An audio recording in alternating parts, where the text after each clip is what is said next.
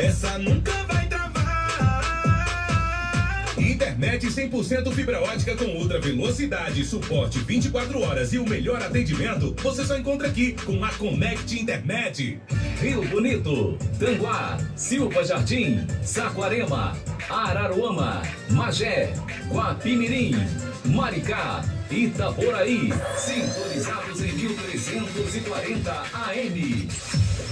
Rádio Jornal Leste Fluminense, a sua rádio, a sua rádio, a sua voz. ZYJ 490, Rádio Jornal 1340, ao seu lado em todos os momentos. Atenção para o top de 5 segundos.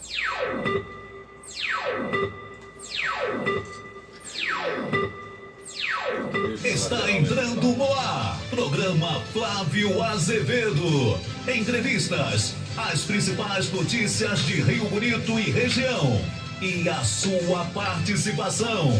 Programa Flávio Azevedo. Essa música é suspense, misteriosa.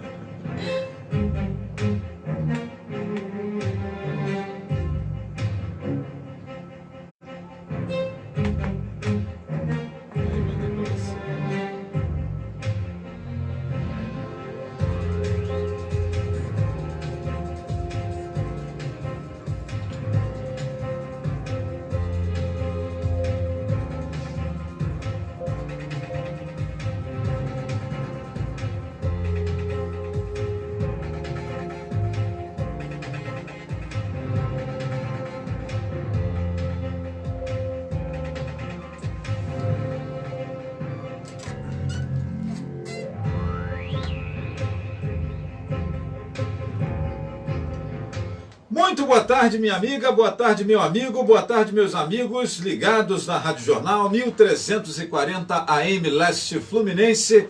Grande abraço para você, seja muito bem-vindo, muito obrigado pelo carinho da sua audiência, muito obrigado pela sua companhia. Minha gente, chegou o dia, chegou o mês, hein?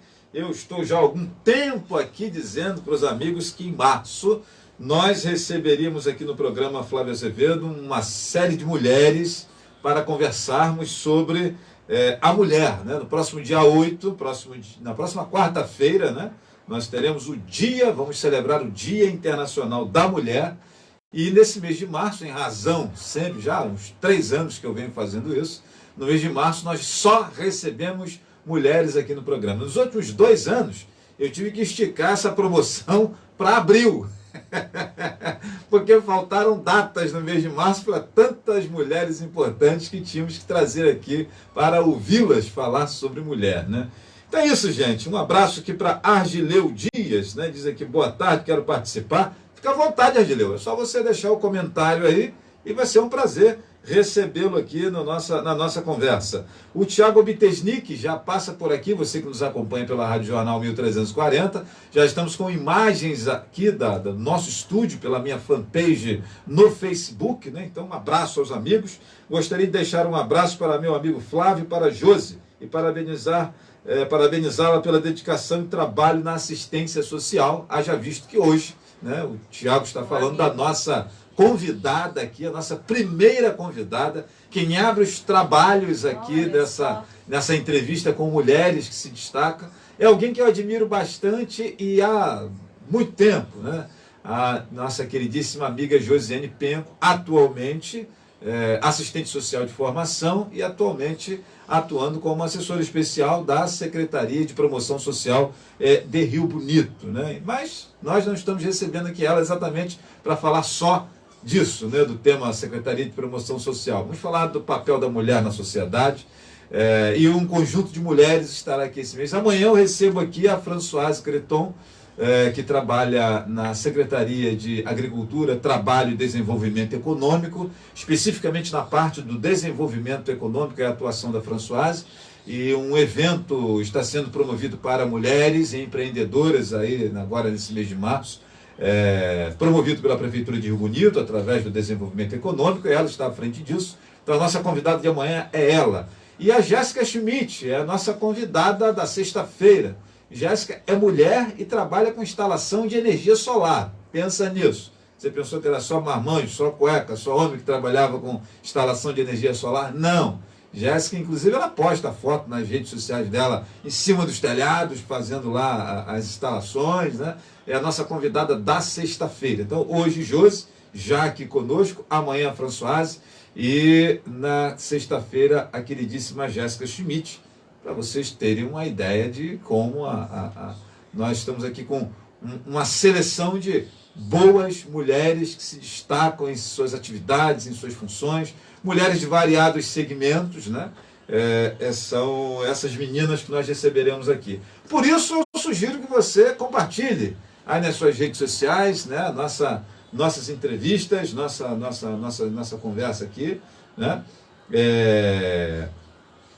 E aí, o desatento do meu irmão, né? Deixa eu aproveitar aqui a oportunidade, o desatento do meu irmão está mandando uma mensagem aqui para mim dizendo o seguinte: hackearam o seu Insta, olha o que estão mandando para mim. Pois é, eu já até falei isso com ele, e por isso que eu estou chamando ele de desatento, que não prestou atenção. Meu irmão é daqueles que você tem que falar com ele 10 vezes para ele escutar uma, né? E eu já tinha contado isso para ele, só que ele estava tão empolgado contando um outro assunto lá que deve ter esquecido. E agora ele está me contando essa grande novidade. Eu quero aproveitar a oportunidade para dizer aos amigos que estão nos acompanhando, o meu antigo Instagram, denunciem para o Instagram que ele foi hackeado. É o seguinte: você entra no Instagram, vai lá no meu Instagram, no Flávio, jornalista, Flávio, Azevedo, vai lá. E tem um camarada lá pedindo dinheiro, pedindo pix, o sujeito hackeou meu Instagram, né, com meus 11 mil seguidores, e está enchendo o saco da galera, né? Fiz lá um recurso junto ao Instagram para ver se eu consigo recuperar minha conta. Não sei se o Instagram vai ter competência para resolver isso, ou vai querer resolver isso, né? Se quiser eles resolvem. Então assim, minha gente, você que me conhece, que é meu seguidor, não deem confiança e não mandem pix. Se tiver que mandar pix, manda para mim, não manda para o cara lá que está com Instagram hackeado, não. Mas denunciem, né, e bloqueiem esse sujeito. E avisem os seus amigos, que vocês sabem que são meus seguidores também, porque esse sujeito está aprontando agora. Meu irmão está aqui me contando essa grande novidade que eu já tinha anunciado aqui na rádio desde ontem. Mas é isso, gente. Deixa eu só mandar aqui a mensagem para ele, né? Então, ontem eu já tinha falado para você isso, você que não prestou atenção, né? Eu já tinha contado para você ontem de noite, que a gente estava aí na casa de mamãe, eu falei para você que o Insta tinha sido hackeado, lembra disso? Já tem até um outro, né? Siga-me lá, por favor. Depois a gente se fala. Então é isso, gente. Mas vamos lá, aqui é tudo ao vivo, viu, Josiane? Pedir desculpas aqui a Josi pelo atraso, né, que eu tive lá um imprevisto de última hora, era para começarmos às 15, e acabou que eu cheguei aqui já mais tarde, mas antes tarde do que nunca. Josi, é um prazer recebê-la aqui. Falei da minha admiração por você, da outra vez que você esteve aqui no programa, eu disse que você é aquela figura que quando fala de serviço social, seus olhos brilham, né? E eu sempre vejo isso quando eu converso com você. Por isso que eu escolhi você para ser a primeira mulher a abrir os trabalhos aqui nessa série de entrevistas com mulheres sobre o Dia Internacional da Mulher. Seu boa tarde e muito obrigado pela sua presença aqui, porque eu sei que a correria é grande, né? Sei que a correria é grande para você, nas suas atividades, mas você dedicou essa tarde para estar aqui conosco. Muito obrigado. Boa tarde, Flávio. Boa tarde a todos que estão nos acompanhando nessa tarde. É uma honra para mim, né? Um amigo querido, que temos a honra aí de trilhar caminhos especiais há alguns anos.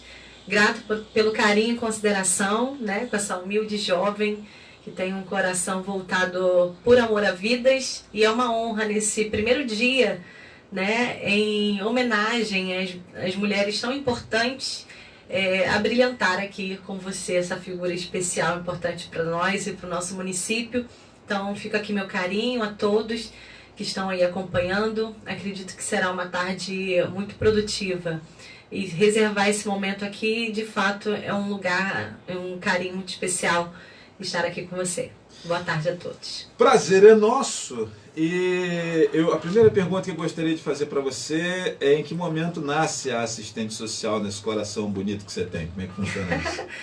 Na realidade, assim, algumas pessoas falarem em política pública, né? E assim, de fato eu tenho um coraçãozinho que que arde pela assistência social, né? E falar em assistência social é falar em um acolhimento amplo, né, a vidas.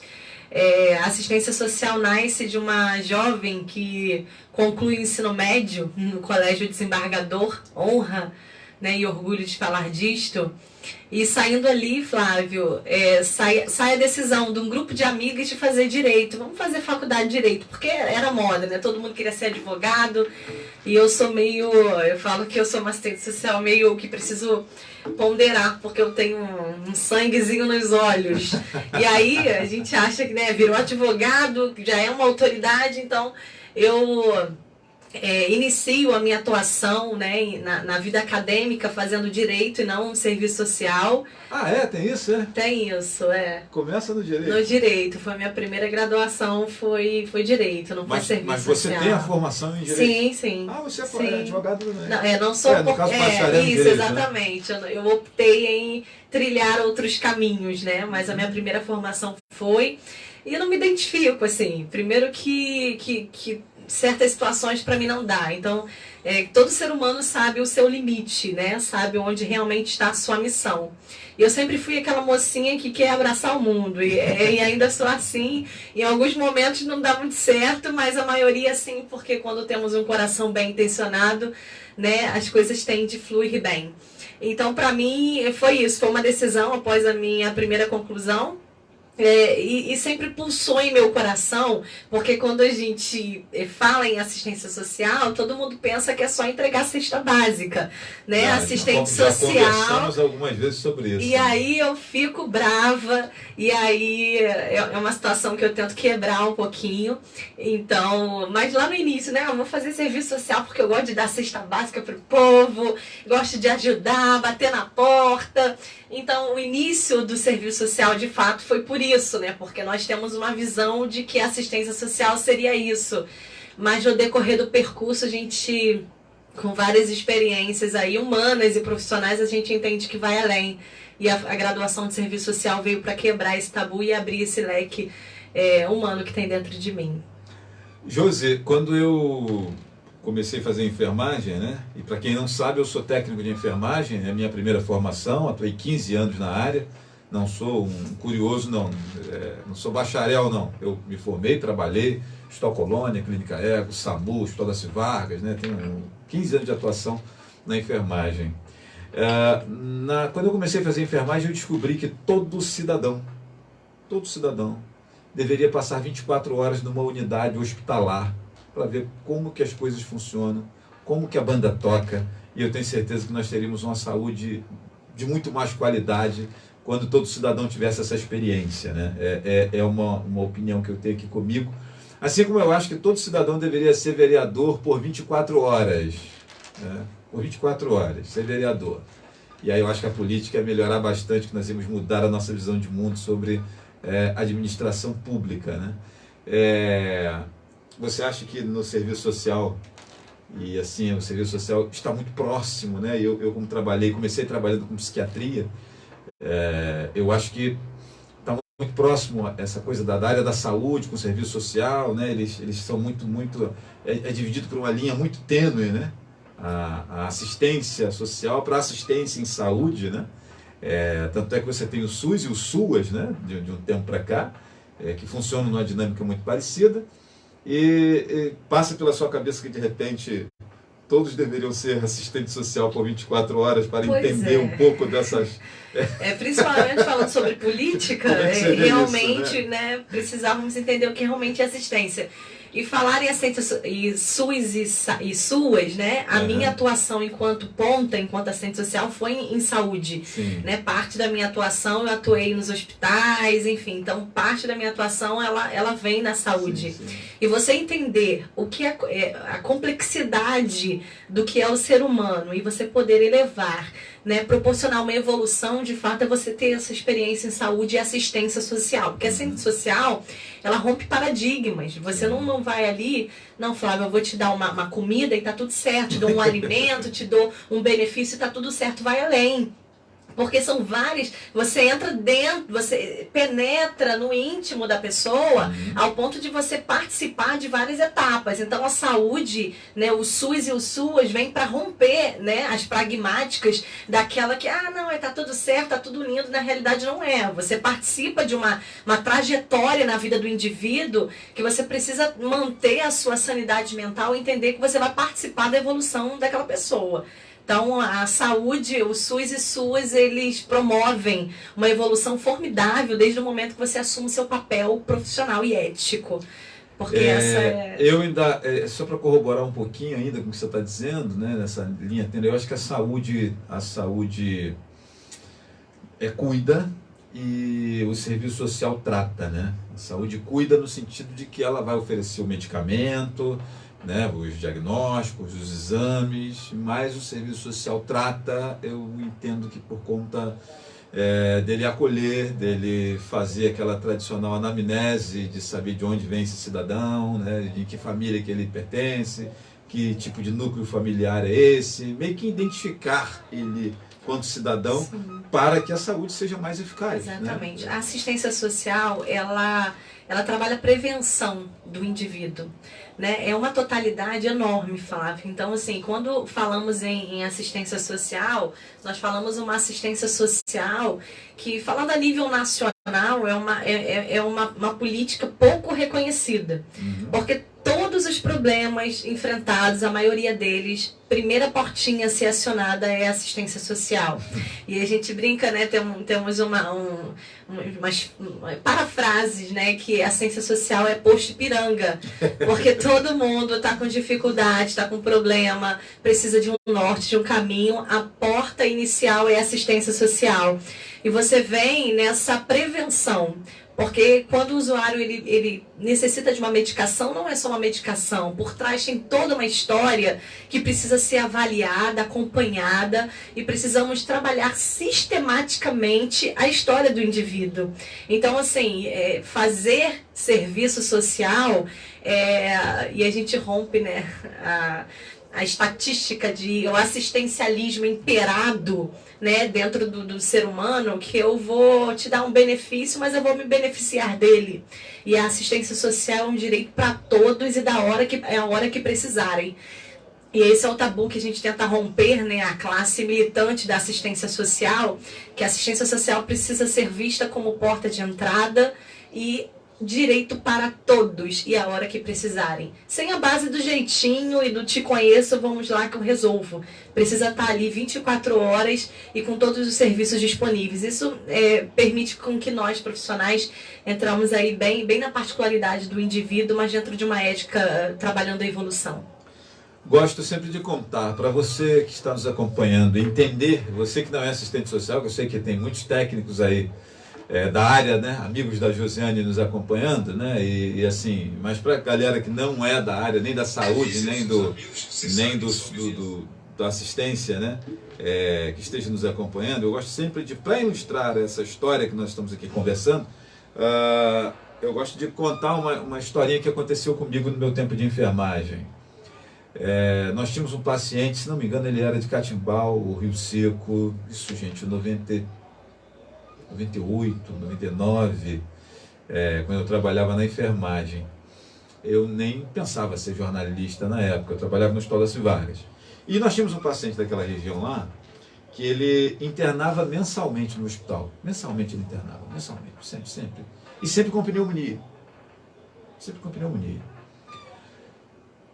Um belo dia não conseguiram lá buscar esse paciente que estava de alta e ele muito ansioso para ir embora, né? Porque esse pessoal do interior, eles têm uma aversão ao hospital. Então falou que está de alta, o cara quer ir embora para casa, né?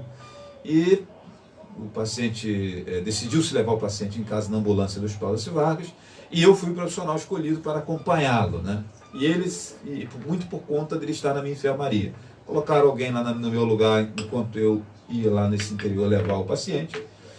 Na época eu não era trilheiro, tá, gente? Né? Eu faço trilhas, minha especialidade é subir montanhas, gosto bastante.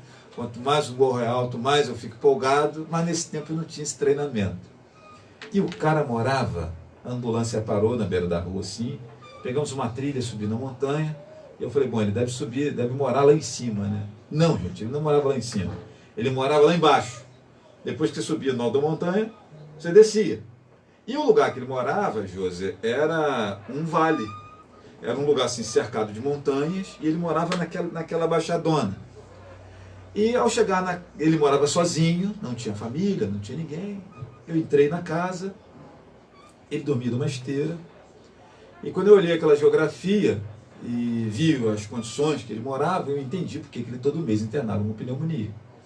Primeiro que por morar sozinho ele não usava os medicamentos direito.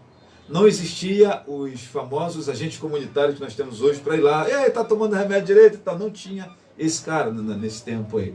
Né? O agente comunitário ele surge a partir dos anos 2000, 98, 99, com esse tempo não tínhamos os agentes comunitários. Ele dormia numa esteira, ou seja, as costas no chão. E aí tem que ter um conhecimento de geografia que eu tinha. Né? Como ele morava num vale, num lugar assim cercado de montanhas, é natural que nesse lugar você tenha uma cerração, sobretudo em época de inverno, e aí é aquele frio danado, né? Porque a cerração desce, esfria, aquele chão fica gelado. Imagine aquele homem com um cobertorzinho fino, né? um lençolzinho fino, com as costas na esteira, vai ter pneumonia, não é todo mês, é toda semana. E quando eu cheguei no hospital, eu procurei o pessoal do serviço social, se não me engano era a Ediane na época, Ediane Albuquerque, que era nossa assistente social à época, eu não lembro se era Ediane ou Patrícia, era uma das duas, né? Patrícia, uma branquinha que hoje mora em Casimiro de Abreu, Búzios, alguma coisa assim. E narrei isso, né? E falei, e a época, né? Parece que o pessoal da prefeitura tomou conhecimento disso, o serviço social do hospital fez contato com a galera da prefeitura, e esse paciente ele nunca mais voltou para o hospital. E eu fiquei assim, pô, será que o cara não está mais entre nós, faleceu, etc e tal? E encontrei uma senhora, 2 anos depois, né, que eu ia sempre visitar ele lá quando ele estava internado, e perguntei, seu fulano, lá de tal lugar, nunca mais foi hospitalizado, o que aconteceu com ele? E ela falou, não, ele não precisa ficar hospitalizado mais não. Alguém foi na casa dele e viu a condição que ele morava, e falou aí não sei se com o pessoal do hospital, ela não sabia contar direito a história que eu sabia, né, porque tinha sido eu esse alguém, né? Resultado, o pessoal da prefeitura foi lá, parece que doou cama para ele, e aí ele deixou de dormir na esteira e passou a dormir na cama, etc e tal. Mudou-se ali aquele cenário da casa dele, e ele nunca mais teve pneumonia. Ou seja, a saúde e o serviço social andando juntos, né? Por isso que eu dou esse exemplo de que uma linha muito tênue divide, e nós que trabalhamos na área da saúde, precisamos ter aí uma veia meio que de assistente social. Sim. E acho que o assistente social tem que ter uma veia também de alguém da área da saúde, né, para entender essas questões todas. Então é por isso que eu digo que é uma linha muito tênue, José, divide as duas coisas. Contar da minha história, faça a sua leitura, por favor. Exatamente. Assim, não precisa ser assistente social para você ser humano.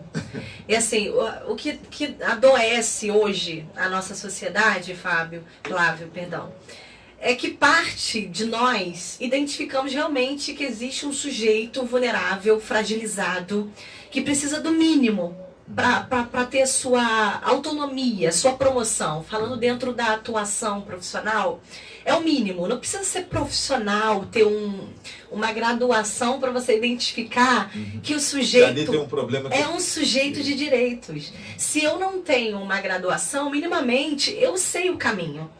Só que hoje nós precisamos romper isso e falar sobre rompimento, porque assim, ontem eu até estava refletindo sobre isso.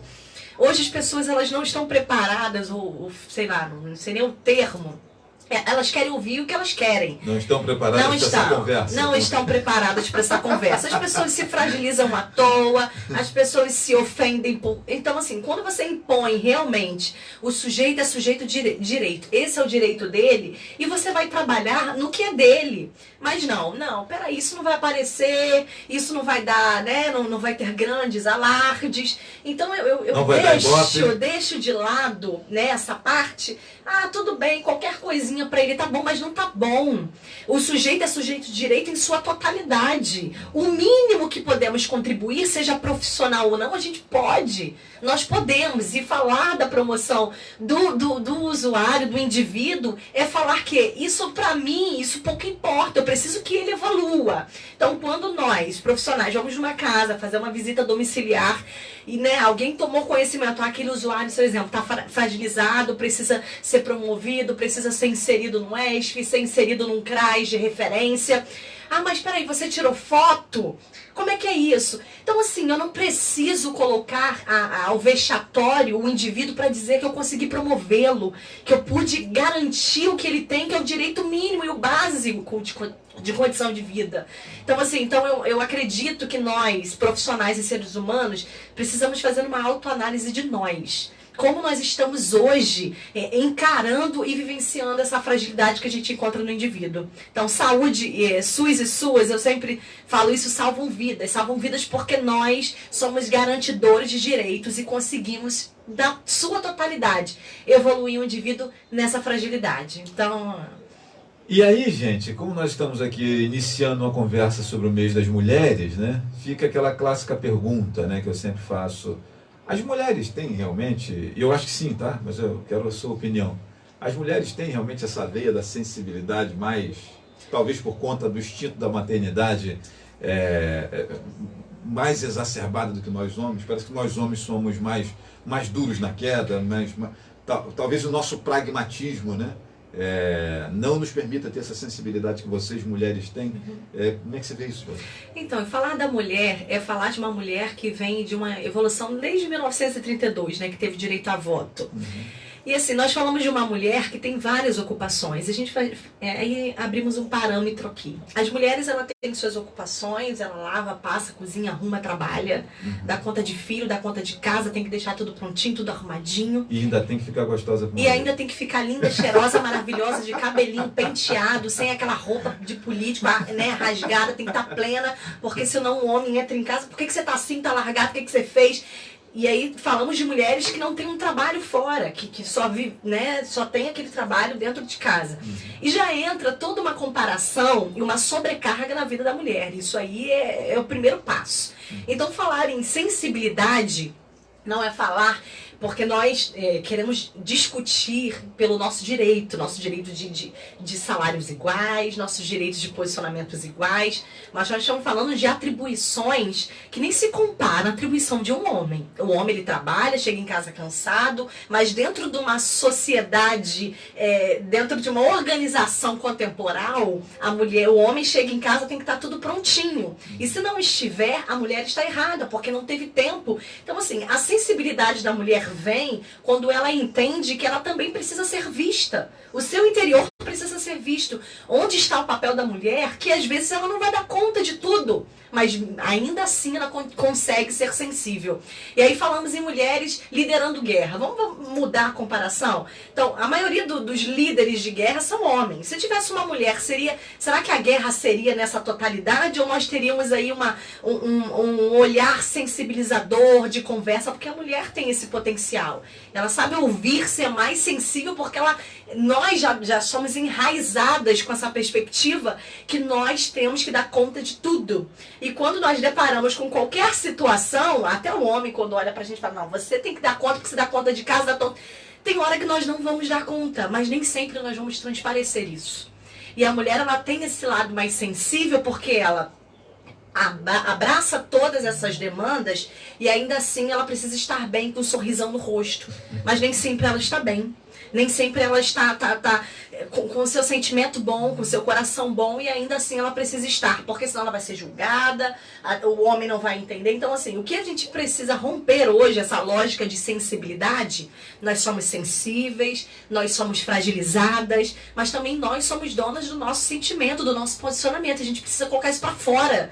Porque muitas mulheres hoje você depara com uma estatística de saúde mental que é assustadora. As mulheres estão chegando no meio da caminhada tendo que voltar do ponto de partida, porque elas abraçaram tantas demandas que agora estão explodindo, estão dando conta, porque sempre é aquele papel que a mulher tem que dar conta de tudo.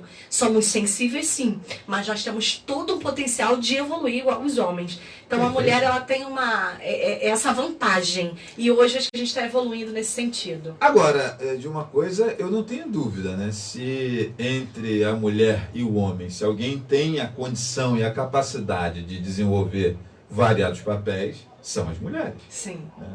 Isso aí, não tenha dúvida, não adianta querer a mulherada reclamar e nós homens reclamarmos, porque eu, por exemplo, quando vou para a cozinha, eu preciso começar a cozinhar às 8h30 da manhã para terminar 1h da tarde.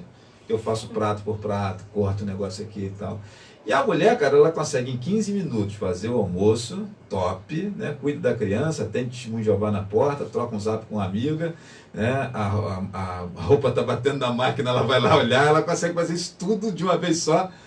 Eu não tenho dúvida que eu ia colocar a calça dentro da panela de feijão, ia colocar o feijão de molho na máquina de lavar, eu vou fazer tudo junto assim, porque nós homens parece que não temos essa praticidade de fazermos várias coisas ao mesmo tempo que as mulheres...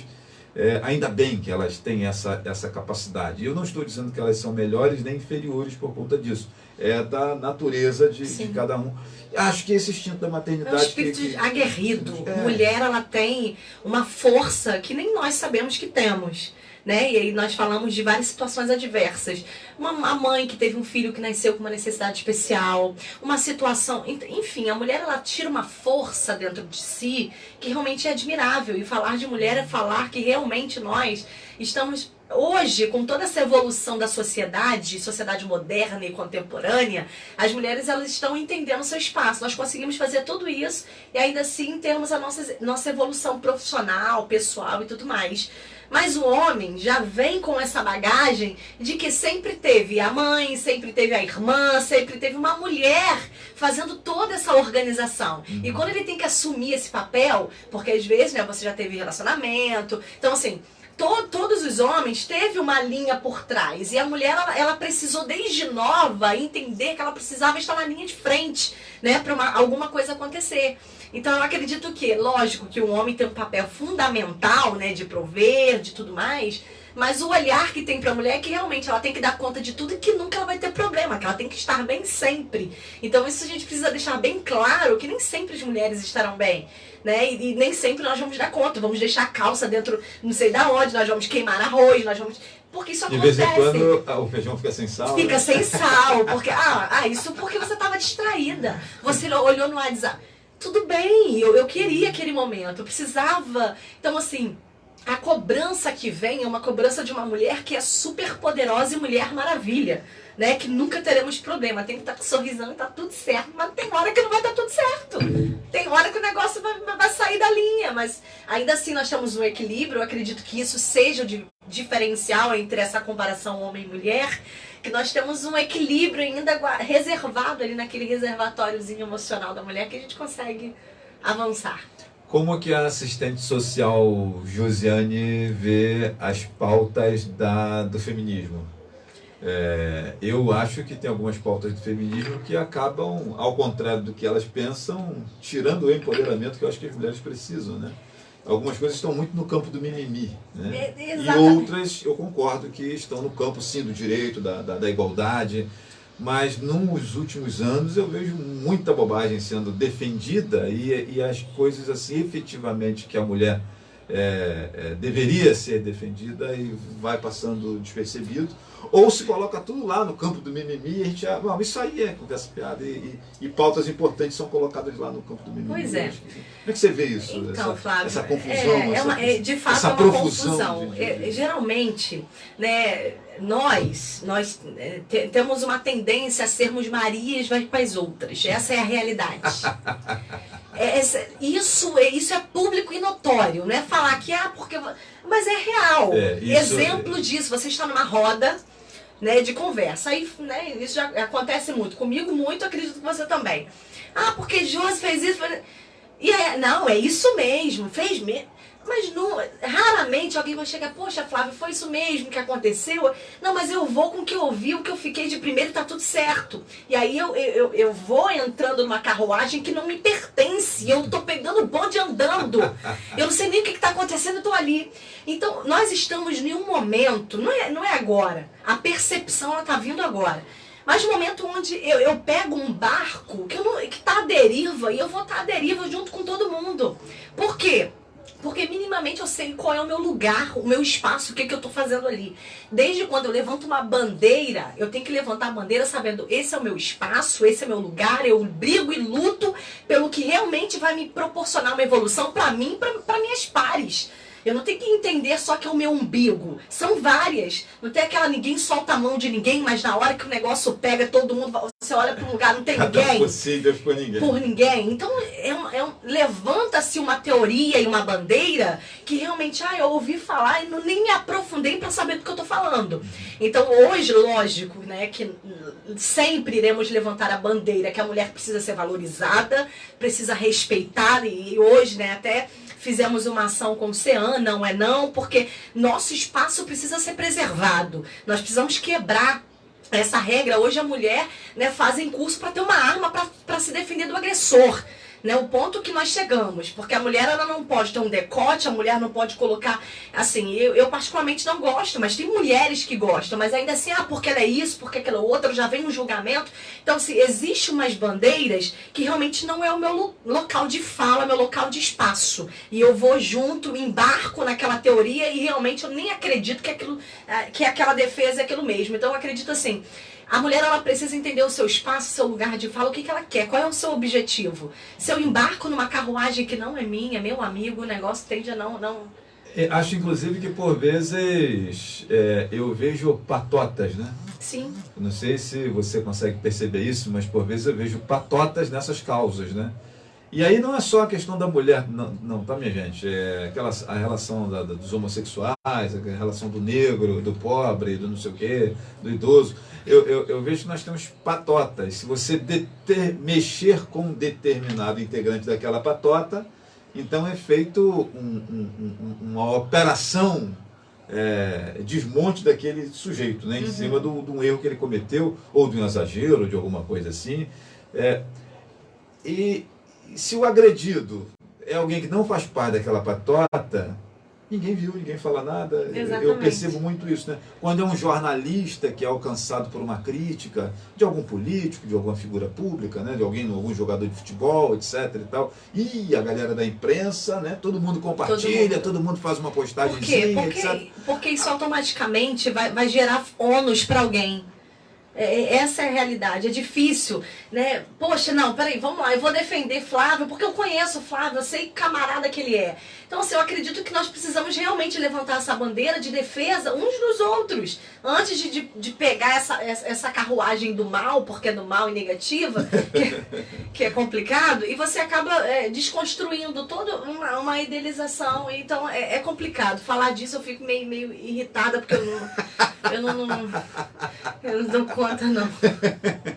Para você que está chegando agora, nós estamos recebendo Josiane Penco, assistente social aqui no programa Flávia Azevedo, na série de entrevistas que nós vamos fazer com mulheres por aqui, falando do papel da mulher na sociedade, a visão de mundo das mulheres sobre variados assuntos, né? E estamos aqui com ela, Josi, assistente social, e atua como assessora especial da Secretaria de Promoção Social de Rio Bonito. Eu lembro de você trabalhando com Darlan, né? Cerimonialista, com muito orgulho. Na DM Produções. DM né? Produções. Um abraço aí para o Darlan e para a Aline, né? Meus chefes. E lembro de você trabalhando lá com o Darlan, desempenhando bem lá o seu papel, sempre com essa voz boa que você tem, né? Josi canta com a beleza, minha gente. Não sei se vocês sabem disso, né? A gente pode até pedir para ela dar uma palhinha depois. Meu Deus. E ela coloca no status do Instagram louvando. É mais limitado, né? Por que não pode ser aqui? Mas eu lembro assim, o primeiro contato profissional que eu tive com você foi você coordenando a Casa da Criança. Sim.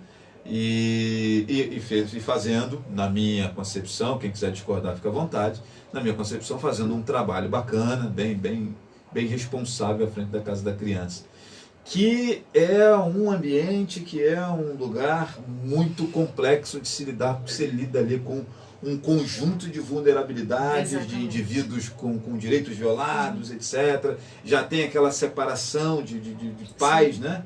Ou seja, você tira as crianças dos pais por alguma razão, ou seja, isso já é uma coisa complexa e tal. Como é que é isso, Josi? Como é que é atuar nesses ambientes assim, que é algo muito natural aos assistentes sociais, mas que por vezes nós que não somos da área, quando a gente olha isso, a gente fala assim, caramba, tem que ter peito para estar ali naquele lugar, né? Como é que é, Josi? Então, quando eu entro na pauta do acolhimento institucional, eu entro numa parte onde me emociona demais, né? Foram 10 anos frente, né, a instituições de acolhimento aqui em outros municípios. E, de fato, qualquer setor público, né, você não vai agradar todo mundo, né? Quando você se posiciona, né, para fazer o que a sua ética e seu lado humano propõem, lógico que você entrará em embates tanto positivos quanto negativos. Né, e há algum tempinho eu tive, né, e quando nós somos muito maturos, já estamos iniciando, e eu sempre falo que eu não tenho medo de muita coisa, eu tenho medo de Deus, né, porque Deus, enfim. E aí, quando eu entro numa unidade de acolhimento, eu entro num local onde indivíduos foram fragilizados, que tiveram todas as suas rupturas familiares. Porém, a visão que as pessoas têm, né, hoje ainda têm, do acolhimento institucional é como se fosse um depósito de criança. Né? Até nas escolas, inclusive, em alguns locais, se fizer isso eu vou te colocar dentro de um abrigo. Eu já fragilizo aquela criança, né, e coloco dentro da cabeça dela como se fosse um lugar punitivo, onde as crianças entrarão naquele espaço, serão agredidas, violentadas, terão tratamento cruel e degradante, onde realmente não é. Quando você está numa unidade de acolhimento, você recebe filhos que não são seus, que se tornam juridicamente a responsabilidade sua. E aí, né, eu atuei como coordenadora, então automaticamente com sair guia de acolhimento eu me equiparo o guardiã. Guardiã significa que você é detentora de todas as responsabilidades. E antes de chegar na Casa da Criança, nós falamos de um conjunto de fatores, de várias atuações profissionais, CRAS, CREAS, toda uma rede de proteção integral à criança, e eu faço um destaque aqui no nosso município. Hoje nós temos um CMDCA que é totalmente forte, consolidado, que a gente briga pela política da criança, porque realmente é um sujeito de direitos. Mas aí eu jogo lá dentro, essa era a prática que tinham, jogo lá dentro, tá tudo certo. Mas eu tô falando de uma criança que saiu de casa, porque na visão de multiprofissionais, uma casa que tem uma louça na pia é situação de negligência, é situação de vulnerabilidade. Eu tô falando de uma criança e adolescente que, mesmo na parte mais ruim que esteve com seus pais, eles preferem estar lá. Então a unidade de acolhimento é o último caso. E a gente briga para que realmente seja, mas a maioria das vezes, e quando eu assumi a Casa da Criança, eu cheguei a ter quase 30 crianças dentro de uma unidade de acolhimento. E você imagina bebês, crianças com necessidades especiais. Você imagina a pragmática que é isso. Então, falar nessa unidade de acolhimento é falar que você precisa se desprender da sua própria vida, e daquele momento você assumir um papel que é norteador. Você decide o futuro daquela criança e adolescente. A decisão da vida dela está na sua mão. E várias vezes nós sentávamos em frente, né, à audiência concentrada, e os promotores, juízes perguntavam: o que vocês decidem com essa criança? Nós, se não tivermos um papel ético, profissional, aguerrido, e com o nosso olhar humano, que às vezes nós esquecemos que nós temos essa parte, nós colocamos uma criança numa família substituta, nós entregamos para uma outra violação, sem sequer ouvir essa criança. Então o acolhimento institucional é um desafio, por quê? Porque você vai encarar, como diz a Bíblia, espinhos e escorpiões. Porque você vai entrar numa totalidade, porque realmente o futuro daquela criança é seu. Então você une uma equipe multidisciplinar que tem que, em suma, tirar a sua emoção de lado, porque assistência social não é emoção, não é caridade, não é o que eu acho, o que eu penso, mas é que aquele indivíduo em sua totalidade tenha os seus direitos garantidos. Então falar em acolhimento institucional me mexe, porque eu participei de adoções, adoção tardia, né? Motivei as equipes onde eu liderava a acreditar que a adoção tardia existe, que existe adolescente que pode ser inserido numa família substituta, porque um pai e uma mãe chegar para você e dizer: eu não quero você, eu não te aceito. Imagina a fragilidade desse indivíduo que está na sua fase de formação ou na sua adolescência. Porque falar em acolhimento, eu falo que 18 anos nós temos que abrir os portões e esse adolescente ir para algum lugar. Que lugar é esse? Se eu não precisar fazer todo um trabalho que prepare uma autonomia desse adolescente, eu tenho um indivíduo em situação de rua, dependente químico, cometendo dentre outros crimes. Então é uma complexidade, por isso que ele é atrelado à alta complexidade, porque você desprende do seu pessoal para viver uma vida que não é sua e filhos que não são seus. Me permita fazer uma observação, eu acho que a gente fala pouco sobre isso. Pouco sobre isso. E eu acho que ainda, aí é uma opinião minha aqui, entendo que em nome de uma suposta, de um suposto sigilo, né, que nós temos em relação a esses assuntos, nós acabamos não trabalhando as temáticas, né? Sim. No Brasil, nós trabalhamos muito com o sensacionalismo. Sim. Né? Então, casos Juliana Nardoni, Menino João Os Lucas, casos midiáticos. esses casos que você consegue dar um retrato da criança, né, para você indignar o cara que está em frente à televisão. Eu percebo que a imprensa gosta pra caramba porque isso gera clique, e vai um pouco da natureza humana também, que adora desgraça, mas refletir sobre esses assuntos sem que nós tenhamos personagens específicos, né? Sim. Fazendo apenas o estudo de caso, eu entendo que a sociedade tem um pouco de dificuldade de falar sobre isso. Exatamente. Né? O cara quer saber na casa da criança quem está lá, mas é filho de quem? Ih, é sobrinho de não sei quem. Ah, não, é netinho de fulano de tal. Ih, rapaz, é enteada de fulano. Não, o cara não tem dinheiro, não. Aí começa a gerar aquela fofoca, né? Mas por que fulano não pega? Mas como é que pode? Mas precisou ir para lá? E aí, nesse campo de fofoca, o interesse por aquilo que é gestão, por Sim. aquilo que é preservação de direitos. Uhum. E então eu entendo, Josi, que talvez não seja interessante para a grande mídia, para a mídia de maneira geral, trazermos esses assuntos à baila para discutirmos mais isso tudo que você está nos trazendo aqui, porque geralmente nós temos a questão da preservação da identidade dessas crianças, o que é correto, mas as pessoas adoram dar um rosto, seja de vítima ou de vilão, né, para você causar um sensacionalismo na sociedade. E aí quando prende lá os caras que sequestraram o carro e o menino João Hélio morreu, aí você, não, foram presos os assassinos do João Hélio. Aí faz aquela fila lá com 5 malucos, né? E o Brasil inteiro está xingando aqueles caras, né? E tome clique, tome audiência, programas enormes de tardes inteiras com especialistas, mas por que fizeram isso, etc. E efetivamente aquilo que precisa ser discutido, que é o que nós estamos falando aqui agora, isso acaba passando despercebido por um primeiro momento porque não dá ibope, e por um segundo momento porque a sociedade, como falamos ainda agora, talvez não esteja preparada para essa conversa à luz de uma ética, de uma abordagem correta. Exatamente. O destaque, Flávio... Não sei se eu estou errado na minha leitura, não, mas é importante não sei pontuar. se a assistente social entende dessa maneira. Exatamente, assim, nós estamos avançando muito o conceito do que é assistência social. Falo como mulher e profissional. Quero também aqui deixar meu abraço para minha chefe, a Natália, secretária de Assistência Social do município.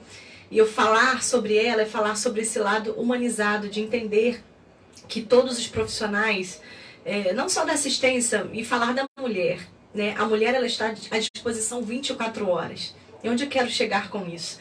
Falar em alta complexidade é falar de um profissional que vai trabalhar sábado, domingo, que vai enfrentar área de risco, que vai ter arma na sua cabeça, que vai pisar na lama, que vai passar embaixo de cerca, que vai romper a sua própria vida pessoal para poder proporcionar que você consiga alcançar o básico, que está lá, que é seu.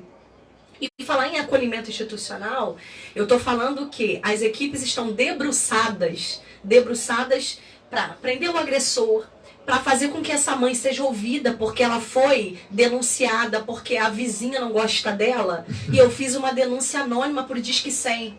Né? Denunciei lá para o Disque 100, a criança vai ser acolhida. E hoje, assim, nós temos uma garra e uma honra de estarmos avançando com o Conselho Tutelar. Por quê? Porque eles estão lá. São eles que estão na ponta, que a maioria das vezes, eles recebem essas denúncias. Então, chegou no acolhimento institucional, Flávio, nós teremos diversas situações.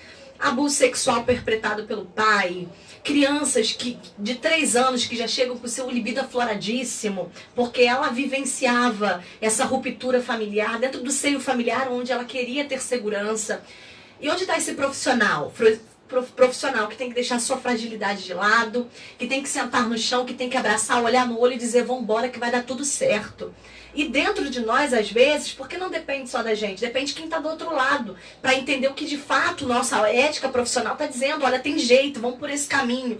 Nem sempre nós somos ouvidos, por mais que a gente depende de todas as nossas particularidades para garantir o direito do indivíduo, e nem sempre nós somos ouvidos, porque o achismo, porque isso aqui, não, porque não pode mexer com fulano, porque senão dá problema, é mexer com casa de formigueiro. Várias vezes já ouvimos isso, não, naquele dali você não pode tocar não, porque vai tocar no fulano de tal, que vai mexer a estrutura do fulano de tal.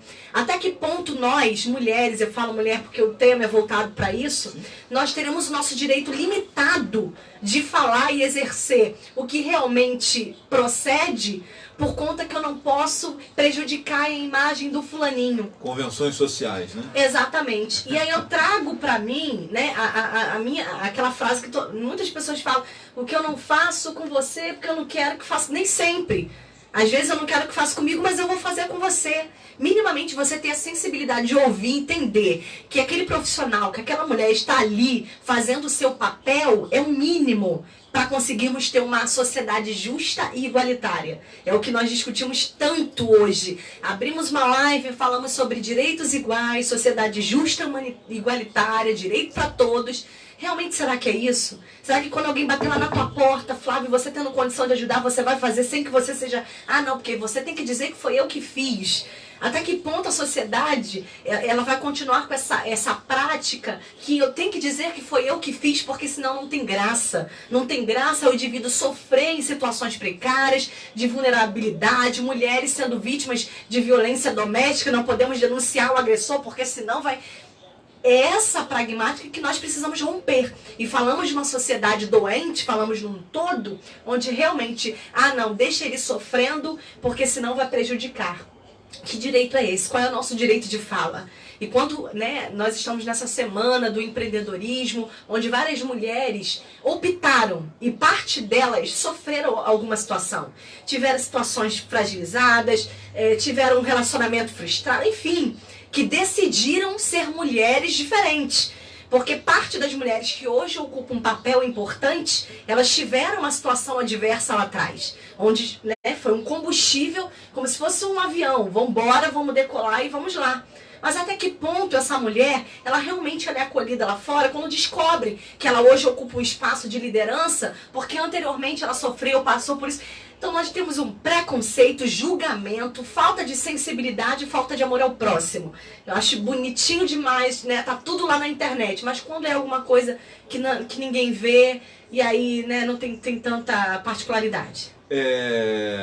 Eu também fico com a desconfiança de que nós... a legislação ela é muito bacana, é muito bonita, né? E muita gente defende que a legislação seja... Mas na prática, efetivamente, Josiane, me parece que a moçada ainda não passou da página 2, né? Efetivamente, aqui fora, na hora do fervor, na hora da coisa virar verdade, aquilo que está escrito esbarra nessas convenções sociais, né? Seja suas ou SUS, ou sei lá, a legislação que você quiser abordar, elas são todas perfeitas no papel. Sim. Mas a sociedade em si, e eu não estou falando dos operadores, a sociedade em si parece que ainda não conseguiu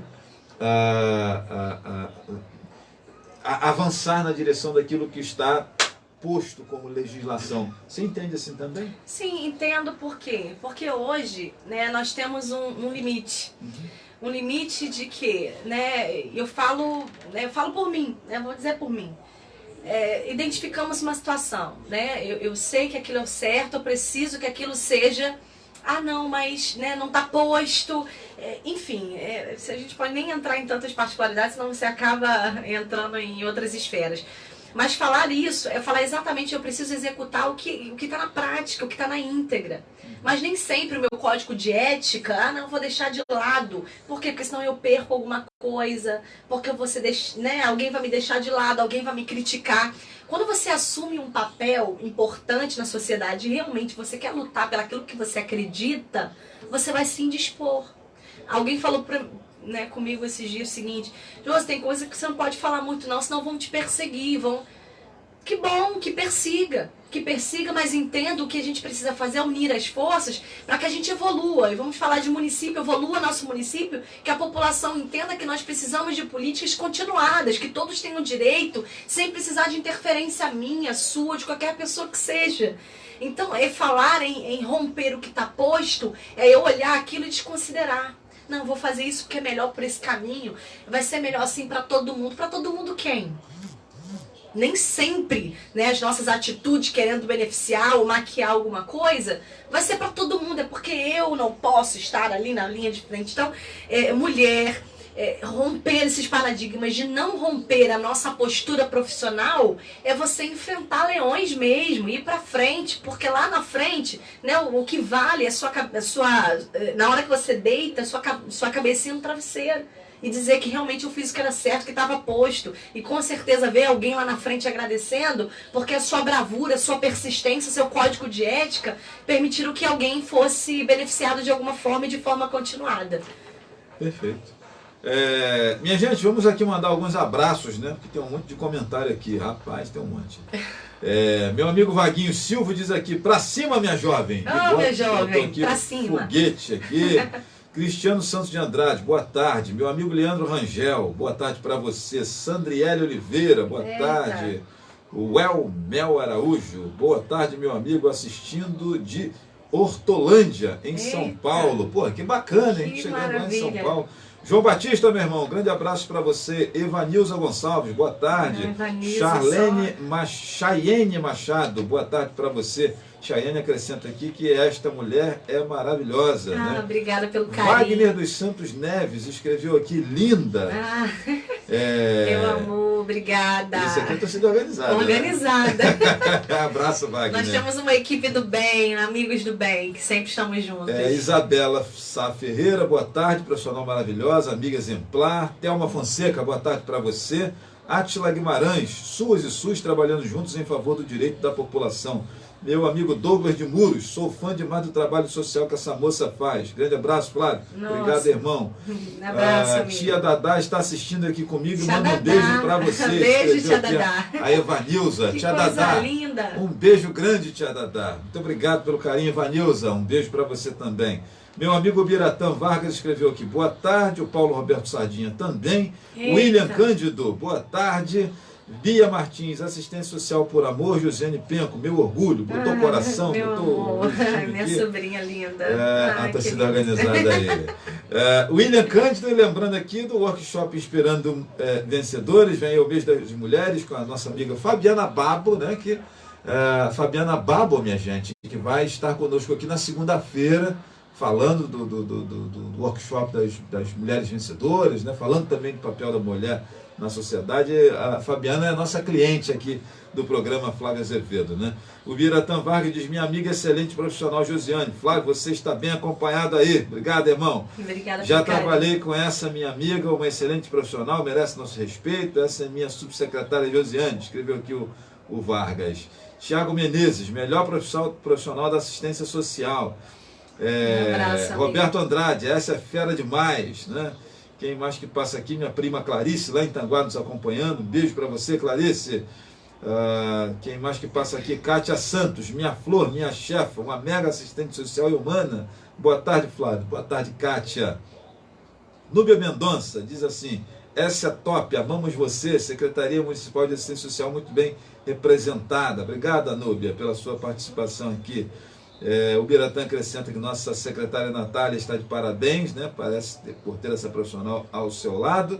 E eu acrescento aqui que eu acho que Natália ela faz parte do outro lado daquela linha tênue que nós estávamos falando aqui, Porque Natália é professora na formação dela, né? Sim, fisioterapeuta eu também. Entendo que o professor, né? Ele está igual a galera da saúde que eu falei, né? Porque ele recebe os alunos, né? Tem todo aquele raio-x de entender, às vezes, antes de todo mundo, o que acontece em casa, né? Então, eu acho que o professor ele também está nessa linha tênue, né? O magistério com o serviço social. Aliás, minha gente, eu não sei o que você vou deixar você pensando enquanto eu falo aqui da galera que está cumprimentando. Eu defendo a ideia de que as escolas deveriam ter assistente social de plantão. Já tem. Isso ser legislação, exatamente, isso ser já coisa tem. Assim, obrigatória. Inclusive o Estado já iniciou essa execução de atuação profissional dentro da educação. Eu, quando olho casos que eu vivi como aluno, como criança, como adolescente, de amigos, etc e tal, eu hoje, né, com a maturidade que eu tenho, olho assim e falo assim, cara, aquilo tinha que ser resolvido por um assistente social. Sim, exatamente. E aí você vê a professora, a equipe diretiva da escola, às vezes, tratando determinados temas que você, como assistente social, tem muito mais expertise e condições de resolver mediar os conflitos, né? Nossa atuação ela é ampla, naquela visão. Os encaminhamentos são importantes. Mas daqui a pouco a gente fala disso. Vamos aqui. Mônica Santos, abraço Mônica, nossa vizinha aqui de Parque Indiano, né? Moniquinha. Essa mulher fora de sério, né? Quem mais que passa aqui? Extintores Rio Bonito, boa tarde para você, meu irmão. Ladir Oliveira deixou aqui um coração. Ladir, um coração não, tem que ser dois, um para mim e um para ela, pelo amor de Deus. Simone Tavares diz parabéns para essa baita profissional que admiro. A Joelma Abreu Ju diz, essa profissional é top. Ladir diz que nós mulheres temos que denunciar sim qualquer agressão. A Rayane Andrade Menezes diz que essa mulher é incrível, vamos que vamos, minha jovem, o mundo precisa de mulheres como ela. O Wagner manda aqui um abraço para todos, né? E parabéns, assunto super importante, conscientizar a mulherada, porque juntos somos mais fortes, escreve aqui a Rayane. Rayane é uma amiga querida. E a Ladir coloca, tem que ter sim assistente social, acho que ela já está falando aqui, é o último comentário que chegou aqui, ela está falando da questão das escolas, e eu queria entrar um pouquinho nessa pauta, né? Porque há muito tempo eu entendo que nós tínhamos que ter em cada unidade escolar, ou sei lá como é que ia se fazer isso, ou um conjunto de 2, 3 escolas por profissional, não sei, ou de acordo com o número de alunos. Eu entendo que nós tínhamos que ter um assistente social nas unidades escolares, assim como entendo que tem que ter psicólogo também para conversar com os alunos. No tempo que eu era criança tinha um tal do SOI, lembra do SOI? Serviço de Orientação Educacional, aquela tia que aquela tia que a gente ia sentar na cadeirinha do pensamento quando a gente jogava uma pedra no coleguinha, ou quando botava um apelido muito feio no coleguinha. Então eu ia sentar com a tia do SOI. Ninguém queria ver falar na tia do SOI, cara, né? Serviço de Orientação Educacional com a molecada. Isso é lá nos anos 80, minha gente, quando eu era garoto, né? Estudando no Colégio Bonito ou no Colégio Estadual Barão do Rio Branco. Os tempos foram passando e então parece que essa realidade está próxima de termos assistente social nas escolas. E assim, a gente comemora com louvor, legal, porque cara. assim, qual é a visão? Sincero, quando alguém fala em assistente social, qual é a primeira visão que vem na cabeça de um indivíduo quando, vamos chamar assistente social? O que você pensa? Sem você ter a expertise do que é atuação profissional. O que vem na sua cabeça? A mocinha, ela é o quê? Assistente social? É a garotinha que vai chegar ali e perguntar se está precisando de alguma coisa, né? Vestido de rosinha, né? Com lacinho na meio cabeça. Parecendo uma fada madrinha. Uma fadinha, dizendo tudo bem, sejam bem-vindos, fiquem à vontade. Essa é a visão que muitos têm do profissional, da assistente social. Né? Algumas pessoas... Talvez seja até necessário isso numa primeira abordagem para o acolhimento. Exatamente. Para não espantar ninguém. Mas nós falamos, né, naquele primeiro acolhimento, onde, quando nós estamos ali, né, despidos da nossa armadura pessoal e vestindo a nossa armadura profissional, nós temos um raio-x. Assistente social, ele consegue palmear e mediar um ângulo de 90 graus, praticamente. Nós temos um raio-x dentro de nós. E falar em assistente social é falar nisso. É que nós estamos ali para mediar o conflito, fazer os encaminhamentos necessários, tendo essa lógica. Mas é difícil. Hoje nós conseguimos construir e desconstruir.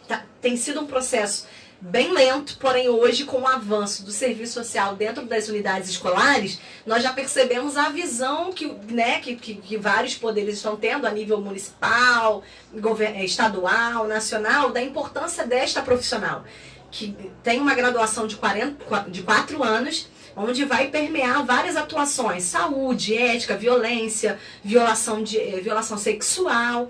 Então hoje o serviço social ele é encarado como uma profissão importantíssima nos espaços: saúde, educação, jurídico. Hoje as assistentes sociais não precisam ser concursadas para serem nomeadas na vara da infância ou qualquer outra vara para emitir um laudo de um acompanhamento. A importância, porque os juízes, em suma, eles não estão na ponta acompanhando o caso. Quem vai lá para o campo, quem vai lá avaliar, fazer anamnese, os acompanhamentos, verificar, são essas profissionais. O agente comunitário do judiciário é o assistente social. É o assistente né? social, exatamente. A assistente social que vai para o campo, que vamos lá, que nós sabemos os encaminhamentos. E isso, às vezes, causa uma estranheza em vários lugares. Por quê? Ah, não, vamos burlar essa etapa, vamos por esse caminho. O que der? É só você dar isso aqui, tá tudo certo. Mas não, nós temos um código profissional a seguir, uma tipificação nacional que nos permite, né, várias etapas para que a gente consiga, e nós falamos de assistente social, que é a promoção do indivíduo. Promover o indivíduo em sua totalidade é saber que nós vamos começar daqui até chegar lá na fase final. Então, já com essa pragmática rompida no âmbito da educação, nós tivemos aí uma gama de profissionais sendo contratados pelo Estado com a remuneração ainda reconhecida, que é importante destacar, né, que hoje nós sabemos que é uma classe, né, que nós não temos um piso hoje que é executado, o assistente social hoje, o psicólogo nessa classe multiprofissional. A renda salarial não é uma renda muito satisfatória, né? Não condiz com a realidade da execução do nosso trabalho. Mas com essa ruptura, eu acredito que nossos espaços vão chegar bem além do que nós imaginávamos. Hoje somos reconhecidos como profissionais que conseguem mediar, prevenir, encaminhar e promover o usuário. Josiane, até onde que funções até então muito nobres e que foram perdendo por conta de tanta nobreza, foram perdendo um pouco o horizonte da sociedade, né? E eu vou falar aqui, por exemplo, da área do direito. Uhum. Até então, era muito... todo mundo queria formar o filho em doutor advogado, né? Ou então em médico. E eu percebo que essas principais funções, elas foram se distanciando por conta de um certo nariz de cera, por conta de uma série de... Colocou-se esse pessoal num pedestal tão grande que esse pedestal ficou tão alto que eles perderam noção do chão da fábrica, né? Do que é a sociedade. Está todo mundo encastelado em seus grandes consultórios e escritórios, etc. e tal, e perdeu-se noção de como que funciona a sociedade aqui embaixo, a necessidade de cada um. Onde surge a moçada da enfermagem, com muita força, surgiu os assistentes sociais, os psicólogos que têm crescido bastante, uma área que tem crescido bastante, a psicologia, e aí aparece a fisioterapia também. Você vê que são todas pessoas ligadas à assistência. É um conjunto de fatores, de união de esforços para conseguir. É um conjunto de profissionais que vêm preencher determinadas demandas que até então elas eram ocupadas por médicos e advogados, né? Sim. Às vezes o professor, né? E às vezes eu fico com a impressão de que nós temos aí uma guerra de classes, né? E uma guerra de classes, no que eu falo aqui, de classes profissionais, não é de classes financeiras não, né? Não é casta igual na Índia não, é de classes. Eu fico com a impressão que algumas profissões já estabelecidas em seus pedestais, meio que colocam uma certa dificuldade, né? E eu lembro que em 2008, na campanha de prefeito, eu entrevistava um dos prefeitáveis e o cara, no meio da entrevista, ele falou assim: é um absurdo o que está acontecendo. Nos postos de saúde tem enfermeira fazendo preventivo porque não tem médico. E aí eu pedi um intervalo comercial. O cara não era nem o meu candidato, né? Pedi um intervalo comercial e naquele intervalo comercial que o ouvinte não estava ouvindo, eu falei: rapaz, eu tive que fazer meu papel de assessoria de imprensa, que eu percebi que o cara não falou de maldade. Ele estava... foi ali enredado por algum malandro que falou alguma bobagem com ele. Gente, o enfermeiro fazer o exame preventivo em postos de saúde foi uma conquista para a sociedade e para essa classe da enfermagem, né, e não é o enfermeiro e o técnico de enfermagem, é o enfermeiro de nível superior, é um enfermeiro que fez faculdade, que estudou, se preparou para isso. E esse cara criticava, lá em 2008, quando isso começou, o fato de enfermeiros estarem fazendo exame preventivo. E aí eu chamei o intervalo comercial e falei, cara, tem que orientar, que eu estou percebendo que ele vai se lascar aqui. E eu faço isso, gente, com qualquer pessoa, quando eu percebo que o cara está enganado. Falei, irmão, isso é uma conquista, é um direito que a enfermagem... Um avanço. Um avanço, mega porque de um avanço antigamente... Você... enfermagem. Não, e para a sociedade. Porque exatamente. até então você precisava que o médico fizesse o preventivo. Sim. E quando você permite que a coleta do exame preventivo seja feita por enfermeiros, você não tem mais aquela fila de espera desgraçada. Porque o enfermeiro está todo dia no posto, Sim, né? E você tem muito mais enfermeiros do que médicos. Né? Então tem uma série de questões sociais que são envolvidas. E ele, rapaz, eu não sabia disso. E aí eu voltei o programa de novo e ele consertou. Mas assim, eu entendo que algumas classes já constituídas meio que às vezes dão uma abafada nesse advento, nesse crescimento de algumas áreas profissionais, entre elas o serviço social, que eu entendo como uma figura extremamente necessária nessa sociedade enlouquecida que nós estamos tendo aí, com adolescentes que estão se matando, com adultos que estão se matando, com uma série de vulnerabilidades que estão expostas, né? Nunca aconteceu, gente, sempre aconteceu nas aberrações que nós vemos aí. O que nós não tínhamos era nas redes sociais, que você clica no WhatsApp e a loucura está lá noticiada.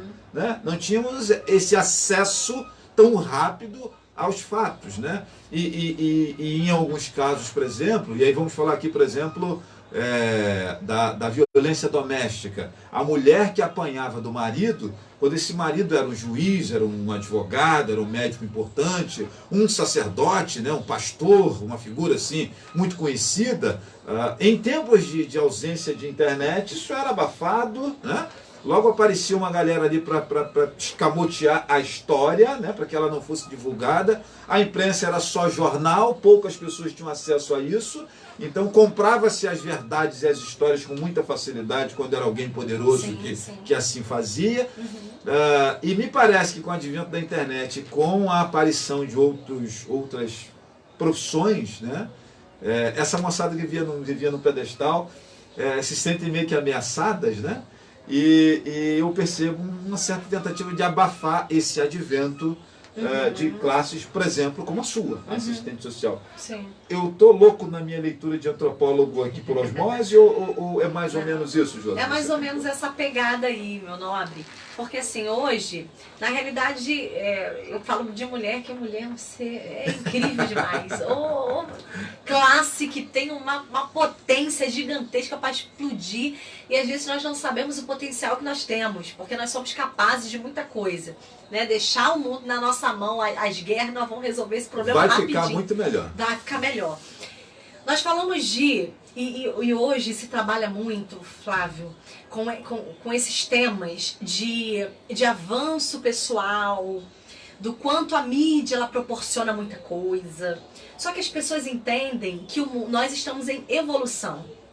Quando eu tenho uma noção, né, que determinado fator ela vai ampliar o critério de condicionalidade do indivíduo, porque hoje nós falamos de uma sociedade que nem todos têm acesso a uma política pública, nem todos têm acesso a uma unidade de saúde, nem todos têm acesso ao médico que está lá. Nem todos têm acesso à educação para ter uma análise crítica dos fatos. E nós falamos de um retrocesso há anos atrás que não era pensado, né, numa proposta para que hoje o indivíduo tivesse acesso. Porque a saúde é isso. Na realidade, o que nós precisávamos, e sempre há tempo, e assim, nós ficamos felizes, né, que existem pessoas e profissionais se capacitando, se evoluindo, entendendo que todo mundo precisa ter direito. Quando nós falamos da enfermagem, nós falamos de uma classe que estuda a beça, e as minhas experiências enquanto assistente social foi dentro de uma unidade hospitalar. São eles que estão ali 24 horas, são eles que estão ali mediando conflito, são eles que estão ali apagando incêndio. Então é uma classe classe que realmente precisava ocupar os espaços. São eles que escrevem no prontuário do paciente a evolução desses pacientes. Exatamente. Para o médico chegar no outro dia, ler e prescrever conforme da alta, prescrição. Né, Exatamente. etc. O médico lê o que nós da enfermagem escrevemos. Ah, então esse cara aqui precisa disso. Ah, não, então vai ficar mais um dia internado para fazer o exame e tal. Vai continuar tomando antibiótico aqui, porque pá. Se o sujeito não tiver essa formação, né, e esse olhar de 24 horas com o paciente, o médico tá lascado. E aí, por que tem essa visão agora? Não, porque o doutor era endeusado dentro daquela bolha, porque estudou, porque ele é isso, é aquilo outro. E quando o mundo evolui, nós percebemos que outras profissões elas conseguem, né, tirar essa blindagem. Eu, quando chego na enfermagem em 1994, e quando chego na unidade hospitalar, e começa esse negócio de botar médico em pedestal, e com todo respeito aos médicos, e reconhecendo aqui a importância deles, mas quando começava esse negócio de botar médico no pedestal, eu falava assim: Josi, vamos embora os auxiliares de serviços gerais, vamos embora a galera da cozinha, vamos embora a enfermagem, deixa só o médico dentro do hospital. Trabalha? Ah, não trabalha não. Então como que esse cara é mais importante que todo mundo? Ele pode ter estudado mais que todo mundo. Exatamente. Tem um destaque importante dentro da mecânica da saúde, mas ele não é mais importante para o funcionamento da dinâmica de um hospital do que o auxiliar de serviços gerais, que vai limpar o chão e passar um cloro onde tinha um sangue ali contaminado, onde alguém vomitou, etc. Que vai ser contaminado primeiro. Exatamente. Né? Que vai ser infectado primeiro. Exatamente, cara. E assim, e falamos nessa lógica, Flávio, que todo mundo dentro da sua atuação, ela teve um estudo. O médico estudou para ser médico, o psicólogo, e assim sucessivamente. E a classe que está lá limpando é uma classe que realmente tem todos os seus debruçamentos de desgaste, de estão ali o tempo todo. Então, falar nessa evolução é falar que existem profissionais que vêm e propostas de atuação que vêm para romper esse paradigma que nem todo mundo precisa ser endeusado, não. Existem pessoas que vão lá e vão fazer muito bem feitos, porque nós estamos pensando na humanização. E falar nesses avanços, Flávio, eu gosto muito de falar nisso, é falar na humanização, né? Eu estou aqui hoje, só que amanhã eu estarei do outro lado. É meio redundante, mas essa é a realidade. Essa é a realidade. Então eu não sei o meu dia de amanhã. Eu preciso tratar o indivíduo como se fosse a minha própria vida. Ele precisa ser ouvido, ele precisa... Às vezes, né, eu falo de usuário, porque dentro da assistência social, né, o público que a gente atende é um público do usuário da nossa política. E a gente bate muito nessa tecla, né? A nossa secretária Natália, ela tem esse desprendimento com a equipe para que todos se unam e tenham esse acolhimento humanizado, porque eu não sei como aquela pessoa chegou. Às vezes essa pessoa saiu lá do cantão sem ao menos ter se alimentado. Por quê? Porque infelizmente a política pública ainda não a chegou. Então quando eu venho um doutor que está lá se sentindo o supra-sumo da história e eu não tenho um olhar humanizado, e vem uma classe como a enfermagem que é um estouro, né? E aí eles começam a perder o seu papel importante do doutor e entender que existe uma classe também que arrebenta e consegue fazer até ainda mais. É que os resultados, quando pensados de maneira multidisciplinar, são muito mais um conjunto fáceis de de serem fatores. alcançados. O que precisamos entender hoje, que precisamos unir nossos esforços e termos menos competição. O que a gente briga hoje, Flávio, que eu falo sempre nos lugares que eu estou, nós precisamos competir menos. A gente passamos um dia inteiro, ao invés de debruçarmos o nosso profissionalismo, a mulher que somos, nós queremos fazer para poder disputar com outra mulher. Não, ela não pode ser mais do que eu, melhor do que eu, ela tem que continuar nesse lugar para ela não ter destaque. Então eu acabo complicando a evolução de uma totalidade de uma determinada situação por conta da competição. E aí a gente esquece que tem espaço para todo mundo, só que às vezes você não quer levantar às 5 horas da manhã para correr atrás do seu prejuízo.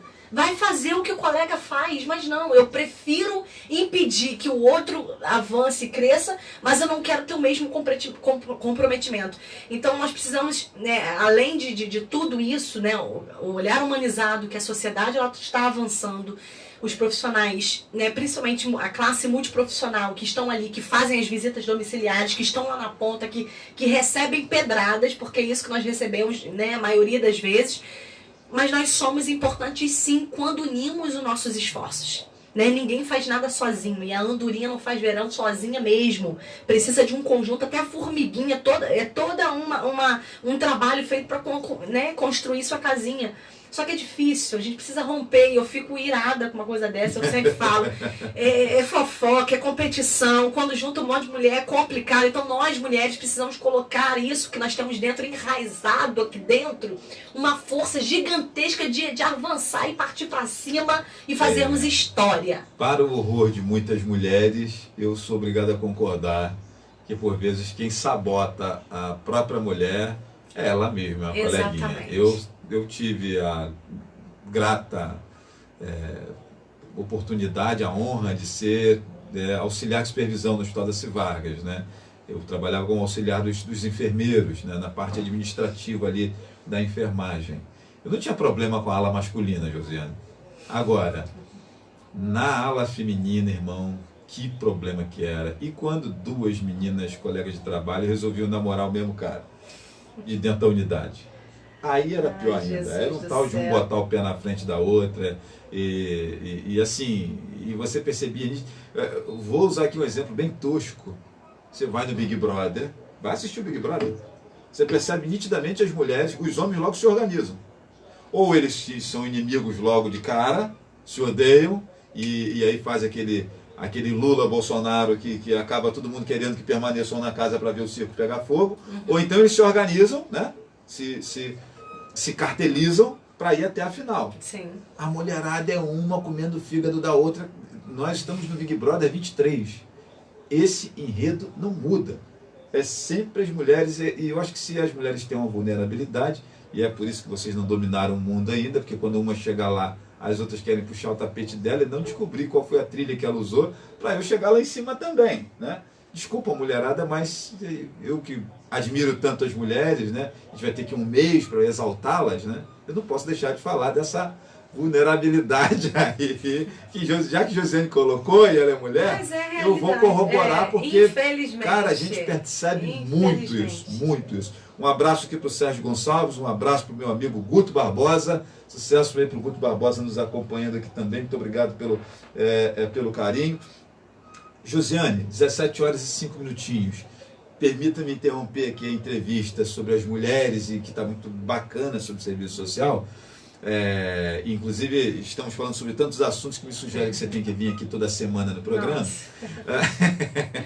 Para tratarmos do seguinte, eu trouxe aqui a notícia dias atrás de um lar de idosos clandestino que foi, através de intervenção do Ministério Público, da Prefeitura, do Conselho do Idoso, né, sofreu lá uma intervenção, foi fechado, idosos alocados, etc.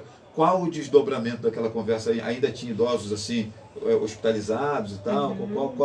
Você tem mais alguma novidade? Qual é a retranca que a gente pode fazer daquela notícia, né? Então, é um outro assunto, né, que as idoso, mulheres estavam na linha de frente atuando. Esse é o reflexo de quanto mulheres foquem nisso, por favor. Vocês são capazes demais. E a união não faz só açúcar, né? Exatamente, não faz só açúcar. É segurar mesmo a mão uma das outras, nós podemos mais. Nós precisamos criar essa blindagem de não permitir que as pessoas sejam maldosas com a gente. Nós somos demais, nós somos fera. E falar sobre isso, né, hoje, né, eu sou assistente social e estou como assessora especial da Secretaria de Assistência Social, que é uma paixão, né? Falar em assistência social é falar de uma assistente social para todos, um serviço social para toda hora, e é isso que funciona. Se você ligar meia-noite, 1, 2 horas da manhã, teremos equipe, é a equipe que faz funeral, é a equipe que acompanha, enfim, é uma equipe massa.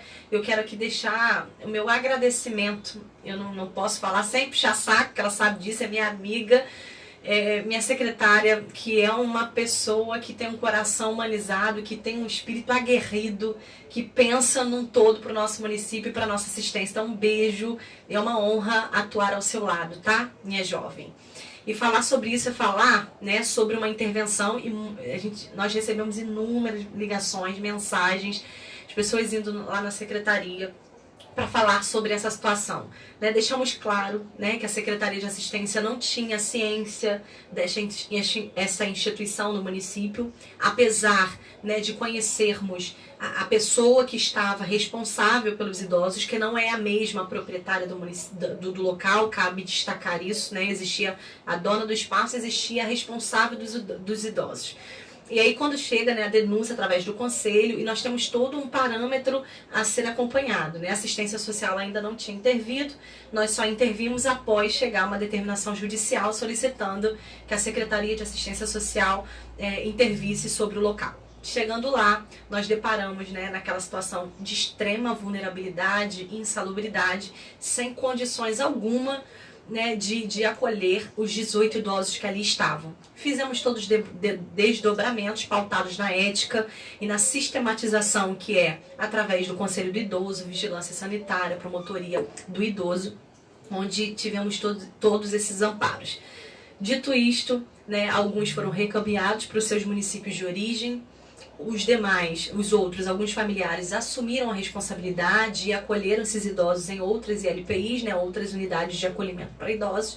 E sobre a responsabilidade do município ficaram 8, onde nós conseguimos pactuar aí o acolhimento. Dentre esses 8, 3 estavam, né, em situação de saúde, porque falar em situação de extrema vulnerabilidade é falar que esses idosos eles não estavam sendo acompanhados de forma... não estavam sendo acompanhados, porque nem de forma regular podemos falar. Então, né, dentro da nossa ética profissional, foi necessário uma interlocução junto à Secretaria de Saúde, que também atuou de forma incrível, e conseguimos acolher nas unidades de saúde e fazer todos os acompanhamentos. De saúde, graças a Deus, não era nada de muito grave, mas era algo que dava para mediar, e foi isso que aconteceu. Os 3 que estavam hospitalizados, eles conseguiram obter alta hospitalar, porque era questão mesmo de hidratação, de rotina, e esses 3 foram, né, obtiveram alta e foram acolhidos. Então hoje, Flávio, seguimos sobre a intervenção, né, está sendo pela Secretaria de Assistência Social esse acompanhamento sistemático, com todos os usuários acolhidos, né, com pasta referenciada no nosso CREAS, né, que é o nosso Centro de Referência Especializado. Nós estamos acompanhando junto essas ILPIs, que são em outros municípios, porque hoje nós não temos uma ILPI municipal, então isso nos permite a fazer essa pactuação com os municípios vizinhos. Então, né, o retrato disso é que o abrigo foi fechado, né, e aí agora está sobre as autoridades judiciais acompanhar a parte criminal, né, desse desdobramento que não nos compete, porque dentro da nossa esfera de acolhimento foi feito e não tem nenhum idoso mais hospitalizado e nem em situação irregular, todos acolhidos e sendo acompanhados. Perfeito. Eu vi hoje também, Josiane, já que estamos aqui nesse momento notícia da nossa conversa, né, algo que diz também a ver com a Secretaria de Promoção Social. O meu queridíssimo primo Fábio Fernando Pereira publicou que a Câmara Municipal de Rio Bonito aprovou hoje, né, eu acho que é a publicação de ontem, a mensagem 018/2022, que efetiva a lei que regula o Conselho da Pessoa com Deficiência e seu respectivo fundo, escreveu aqui ele. Finalmente, o município terá o fundo para a pessoa com deficiência. Parabéns aos edis rio-bonitenses e aos conselheiros de direitos que lutaram por esta conquista, diz aqui o Fábio no textinho que ele coloca no Facebook. Né? O meu queridíssimo amigo Cadinho, Lúcio Ricardo Marcelino, sempre manda mensagem para mim falando do Conselho do Idoso, falando que a pessoa com deficiência, etc. e tal, precisa, né, ser atendida. Cadinho sempre fala, Flávio, a gente está com as necessidades aí. E ele me apresenta algumas necessidades, por exemplo, como a questão das calçadas, ele tem uma dificuldade também, sim, né, sim. De locomoção. Eu falo, Cadinho, sozinho você empreender essa luta, eu acho meio complexo, mas talvez um conselho, mas onde tem, como é que tá e tal. E esse dia ele teve com o Guto Barbosa, né, conversaram, etc. E eu vi essa notícia aqui publicada pelo Fábio, da aprovação do Conselho da Pessoa com Deficiência. E eu quero dizer para os senhores que em outras oportunidades já se tentou criar o Conselho da Pessoa com Deficiência, mas esbarrava nessa questão da legislação, do fundo de manutenção disso, etc. e tal. Conta pra gente em qual é a vantagem e o que de bom nós temos a dizer para as pessoas com deficiência através dessa aprovação da Câmara Municipal e, naturalmente, da sanção do prefeito posteriormente. Sim, né? sim. Então, para termos um conselho que seja regulamentado, né, que conseguimos construir fundos para execução da política pública para pessoa com necessidade especial, você precisa, né, que a lei seja regulamentada para execução dentro da legalidade. Né? E quando se reestrutura, né, os conselhos, que não apenas o CONDEF, mas os demais também foram reestruturados. Hoje nós temos vários conselhos aí bem fortalecidos. Nós falamos de uma luta da pessoa com necessidade especial, com inúmeros projetos a serem executados, mas nós não tínhamos uma lei que regulamentava para conseguirmos angariar fundos, conseguirmos avançar com o planejamento, e isso foi feito pautado dentro da ética, né? Foi feita toda a normativa, encaminhado para a Câmara Municipal, e conseguimos aí essa aprovação que regulamenta o CONDEF, e aí com certeza dentro dos conselheiros que são assim incríveis, que estão ali na luta, que vão para cima, para a garra, com certeza terão vários planejamentos para esse público com necessidade especial, com projetos, execuções, várias. E hoje também a gente traz como arrecadar esses fundos. E nós vamos fazer algumas matérias sobre isso. Até hoje, na nossa reunião do Conselho da Criança, nós conversávamos, né, com o Fábio, que é o presidente, sobre a importância de divulgarmos, né, sobre a questão do imposto de renda, como doar, e através dessa regulamentação, né, que deixa apto, nós conseguimos fazer essa mobilização para arrecadar os fundos.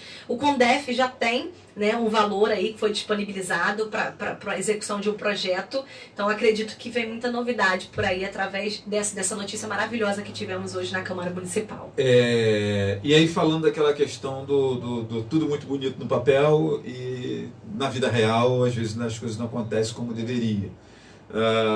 Fico com a impressão de que os conselhos, seja ele de qual for, eles são mal compreendidos pela sociedade. Assim, eu não sei se você concorda com isso. O cara acha que o conselho ele é da prefeitura e esquece, inclusive, que o conselho, na verdade, ele é mais da sociedade. Exatamente. Para a fiscalização do serviço público, né? Mas todo mundo tem aquela noção de quem é do conselho é funcionário da prefeitura. Da prefeitura. Né? Engraçado isso, né? Parte, porque é metade, sim, é paritário. Mas parte, a gente tem uma dificuldade hoje da sociedade civil compor os conselhos. Nós precisamos que a sociedade civil entenda a importância de ocupar os conselhos.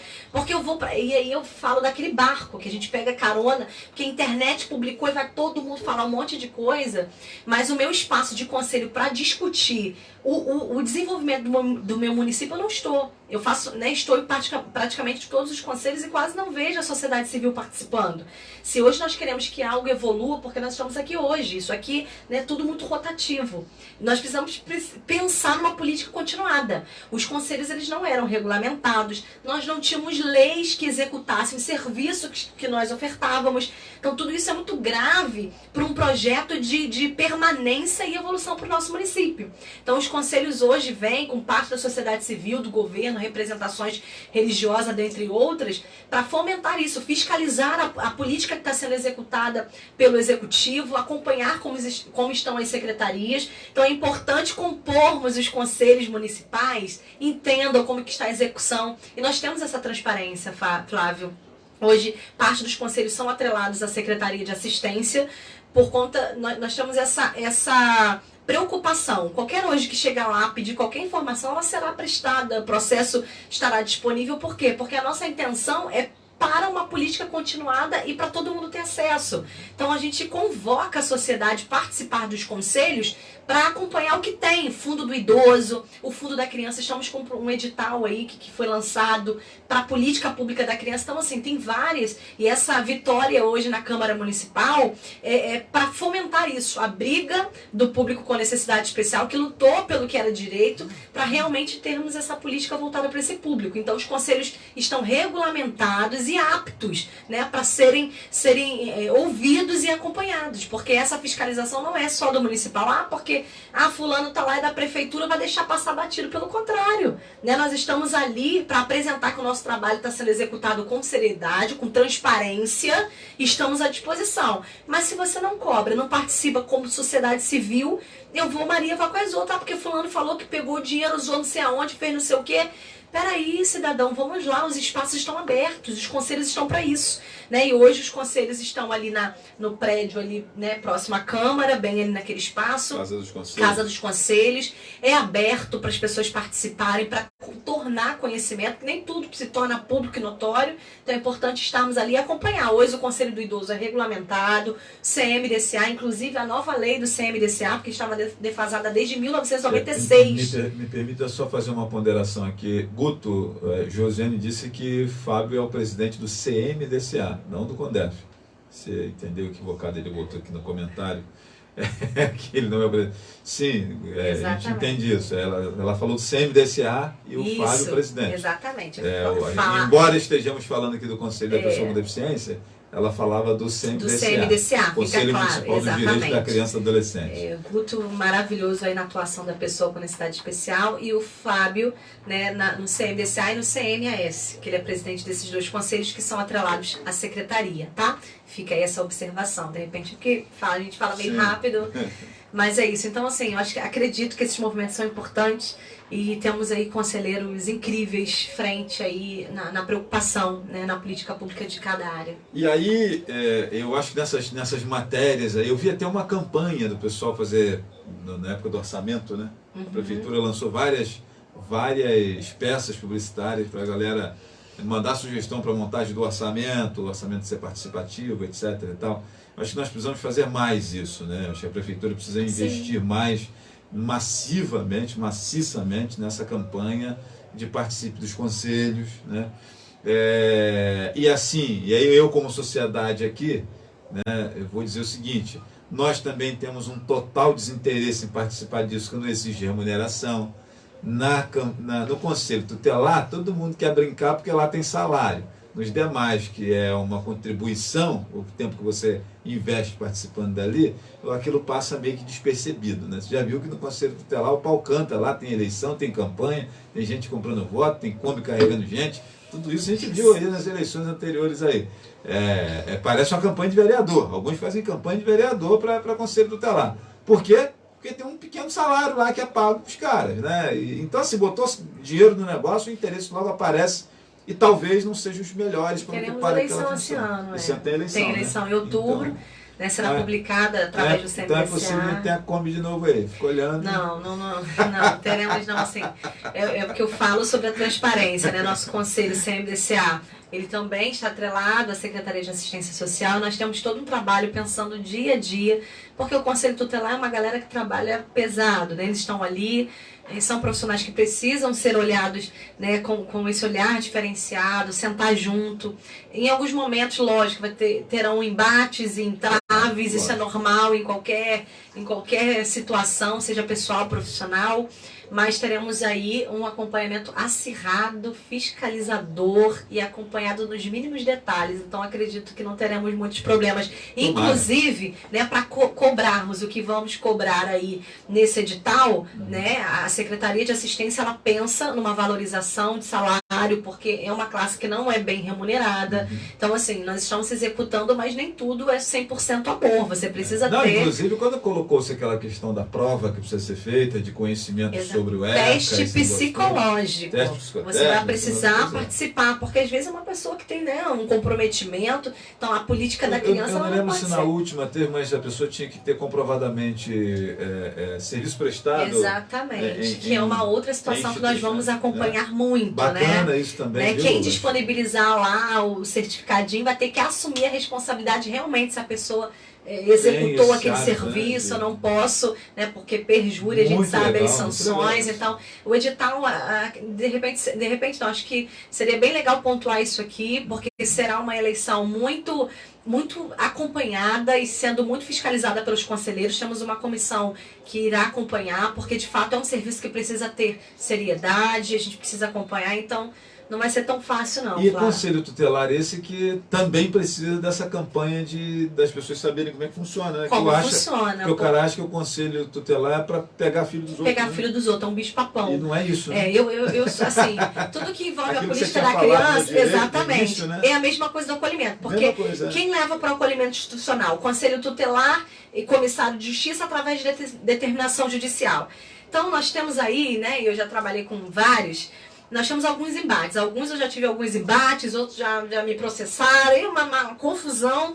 Mas a realidade é que nós precisamos entender o que é a política da criança. O que é criança como sujeito de direito. Mas não, eu pego, vamos lá, no apagar da luz, jogo lá na casa, porque a casa da criança tem que se virar. Não, mas essa não é a realidade. Então, por isso nós já vemos com uma discussão antecipada junto com os conselheiros do nosso município, que têm sido sensíveis, que têm, né, ouvido os nossos anseios e têm colocado também o que eles almejam, né, porque nós temos profissionais sérios, né, então não vamos generalizar. Então, hoje, para nós cobrarmos algo, a gente precisa estar ali, e é isso que a gente tem tentado através do CMDCA, ter essa discussão, essa parceria, até porque a gente precisa caminhar junto, porque senão dá tiro no escuro, então depois fica todo mundo... Então, acredito que é isso, é caminhar junto e ter, né, a mesma fala, para lá na frente não termos problema. Então, vai ser um edital bem alinhadinho, tá bonito. Muito bom.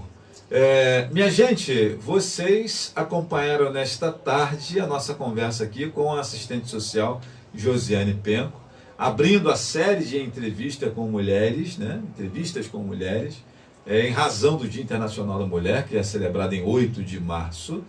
E Josi abre essa série de entrevistas aqui falando da profissão dela, do serviço social, contando alguns segredos aqui, por exemplo, que ela é formada em Direito, eu não sabia disso, o que torna certamente ela com uma expertise ainda maior na hora de tratar dos assuntos. Eu lembro que uma vez eu estava na faculdade e o nosso professor de cultura brasileira estava falando alguma coisa sobre direito, etc. E uma aluna levantou o dedo e falou assim: não, professor, não é bem por aí não.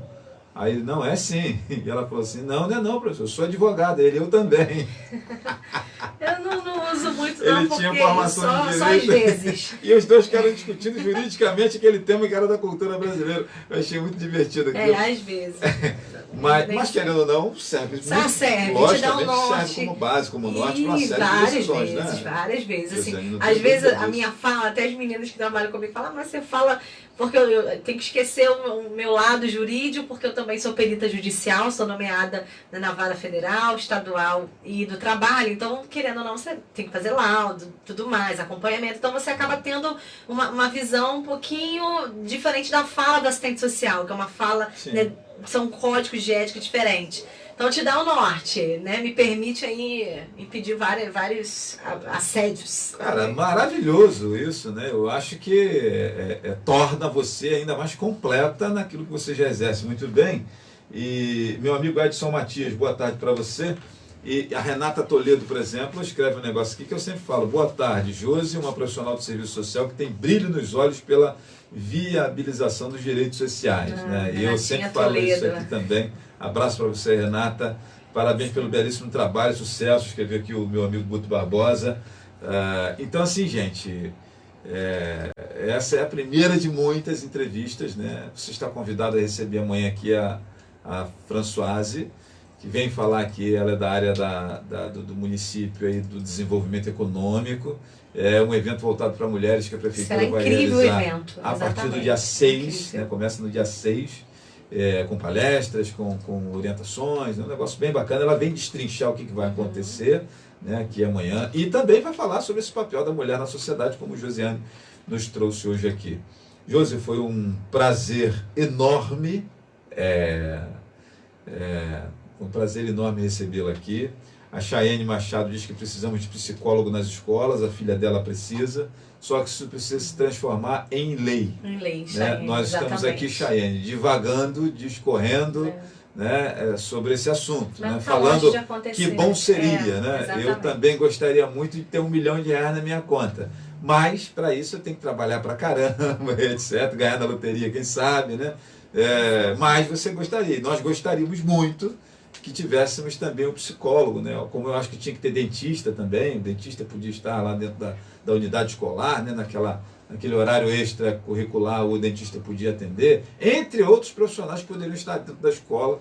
É aqui uma opinião minha, né? Uma opinião minha, né? Agora, isso precisa se transformar em lei. Nossos deputados e senadores precisam pensar nisso também. Né? Fazemos essa discussão. Né? Porque... Quem sabe, né, Chayane? Mas eu entendo isso, mas não perceba bem o que eu estou dizendo Chayane. aqui. Não é legislação, não é obrigação isso.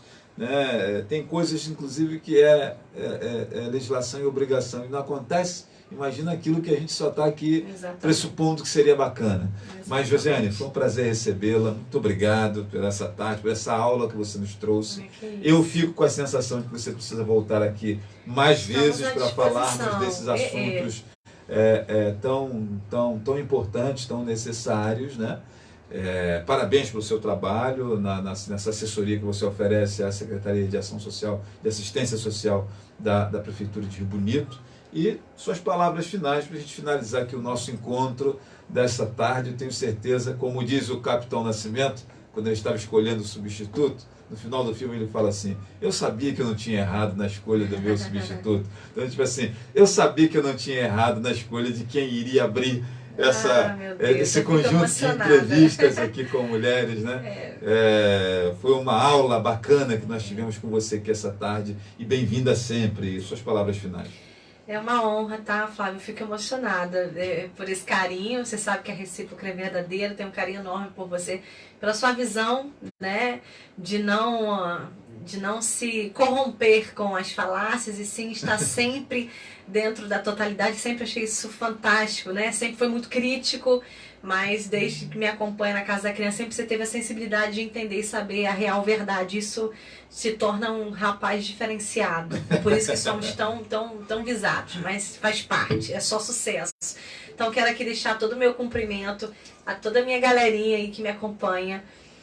Sou uma profissional que sou apaixonada de fato pelo que faço, choro todos os dias, não faço de vítima não, porque choro mesmo, me emociono pela política pública de assistência social.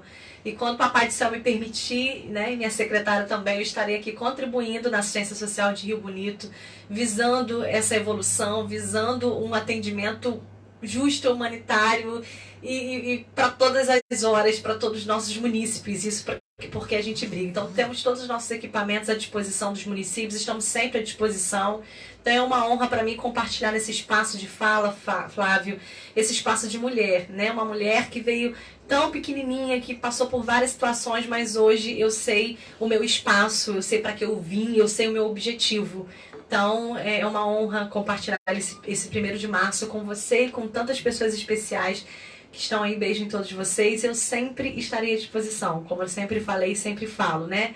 Então é isso, pessoal. Muito obrigada pelo carinho e seguimos firmes e juntas, que sempre dá certo. Você finalizou, mas tem uma pergunta importante aqui do Edson Matias. Eu queria saber da Josiane se a Casa da Criança de Rio Bonito já esteve fechada em algum tempo, se agora está funcionando, como é que está agora funcionando? Ou então, parou por algum tempo? Não, isso até não, a Casa da Criança ela não pode ser fechada, né? Porque é um acolhimento institucional. O que aconteceu foi que...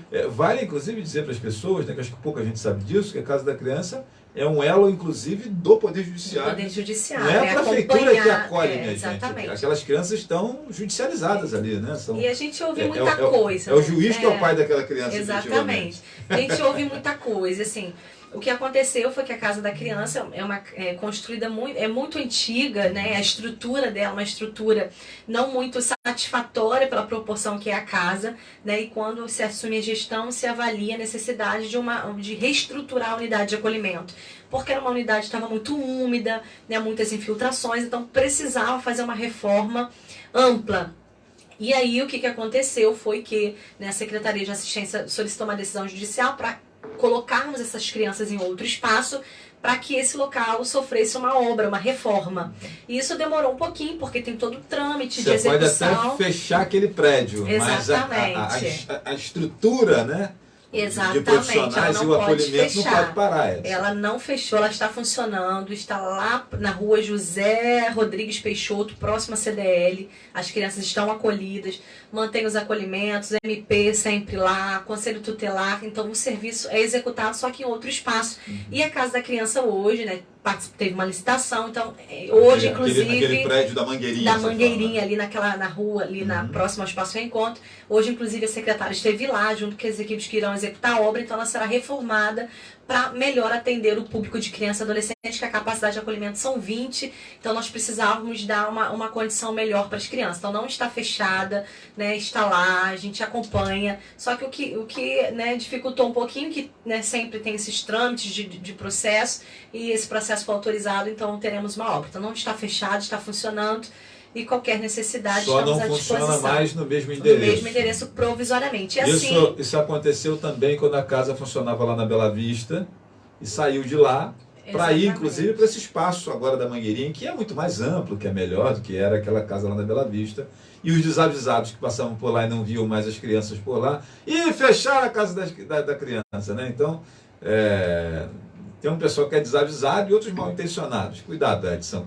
exatamente. Então a gente sempre fala, é só perguntar que sempre vamos esclarecer, a gente não esconde nada, é tudo transparente, é porque precisava e vai ser lindo. Então nós vamos noticiar isso aqui, a reforma da Casa da Criança que vem para dar um acolhimento melhor. Agora, como o Edson escreveu aqui, olha, tá, entendi, são os velhos boatos sem noção das pessoas. Não, exatamente, Edson, exatamente. Edson, tem o cara que é desavisado e tem o cara que é pilantra mesmo. Não tá fechada não, pelo contrário, as Não crianças tem estão como todo fechar, vapor, sendo acompanhadas, as crianças fazem passeio, o MP sempre está lá, então nós temos a equipe à disposição, qualquer dúvida é só perguntar, estamos à disposição. Show de bola, Josi, muito obrigado. Obrigada a você, obrigada a todos e sempre às ordens, meu amigo. Meus amigos, Tamo amanhã juntos. receberemos Françoise aqui para mais uma conversa a partir das 15 horas, né? Tomara que sem atraso, sem imprevistos.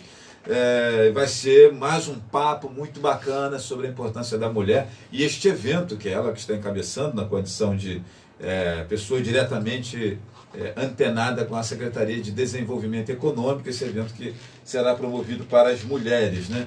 Então, amanhã às 15 horas estaremos aqui com a Françoise. Prazer grande receber a Josiane por aqui. Muito obrigado, Natália, Beijo. pela liberação. Natália, que é a secretária Beijo, de chefa. Assistência Social Ela é do maravilhosa, do minha nosso chefe. município.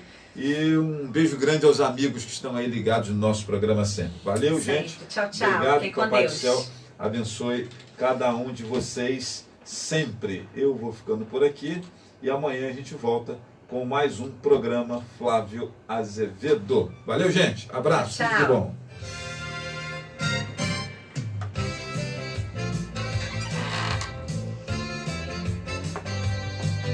Rádio Jornal 1340 AM Leste Fluminense apresentou programa Flávio Azevedo.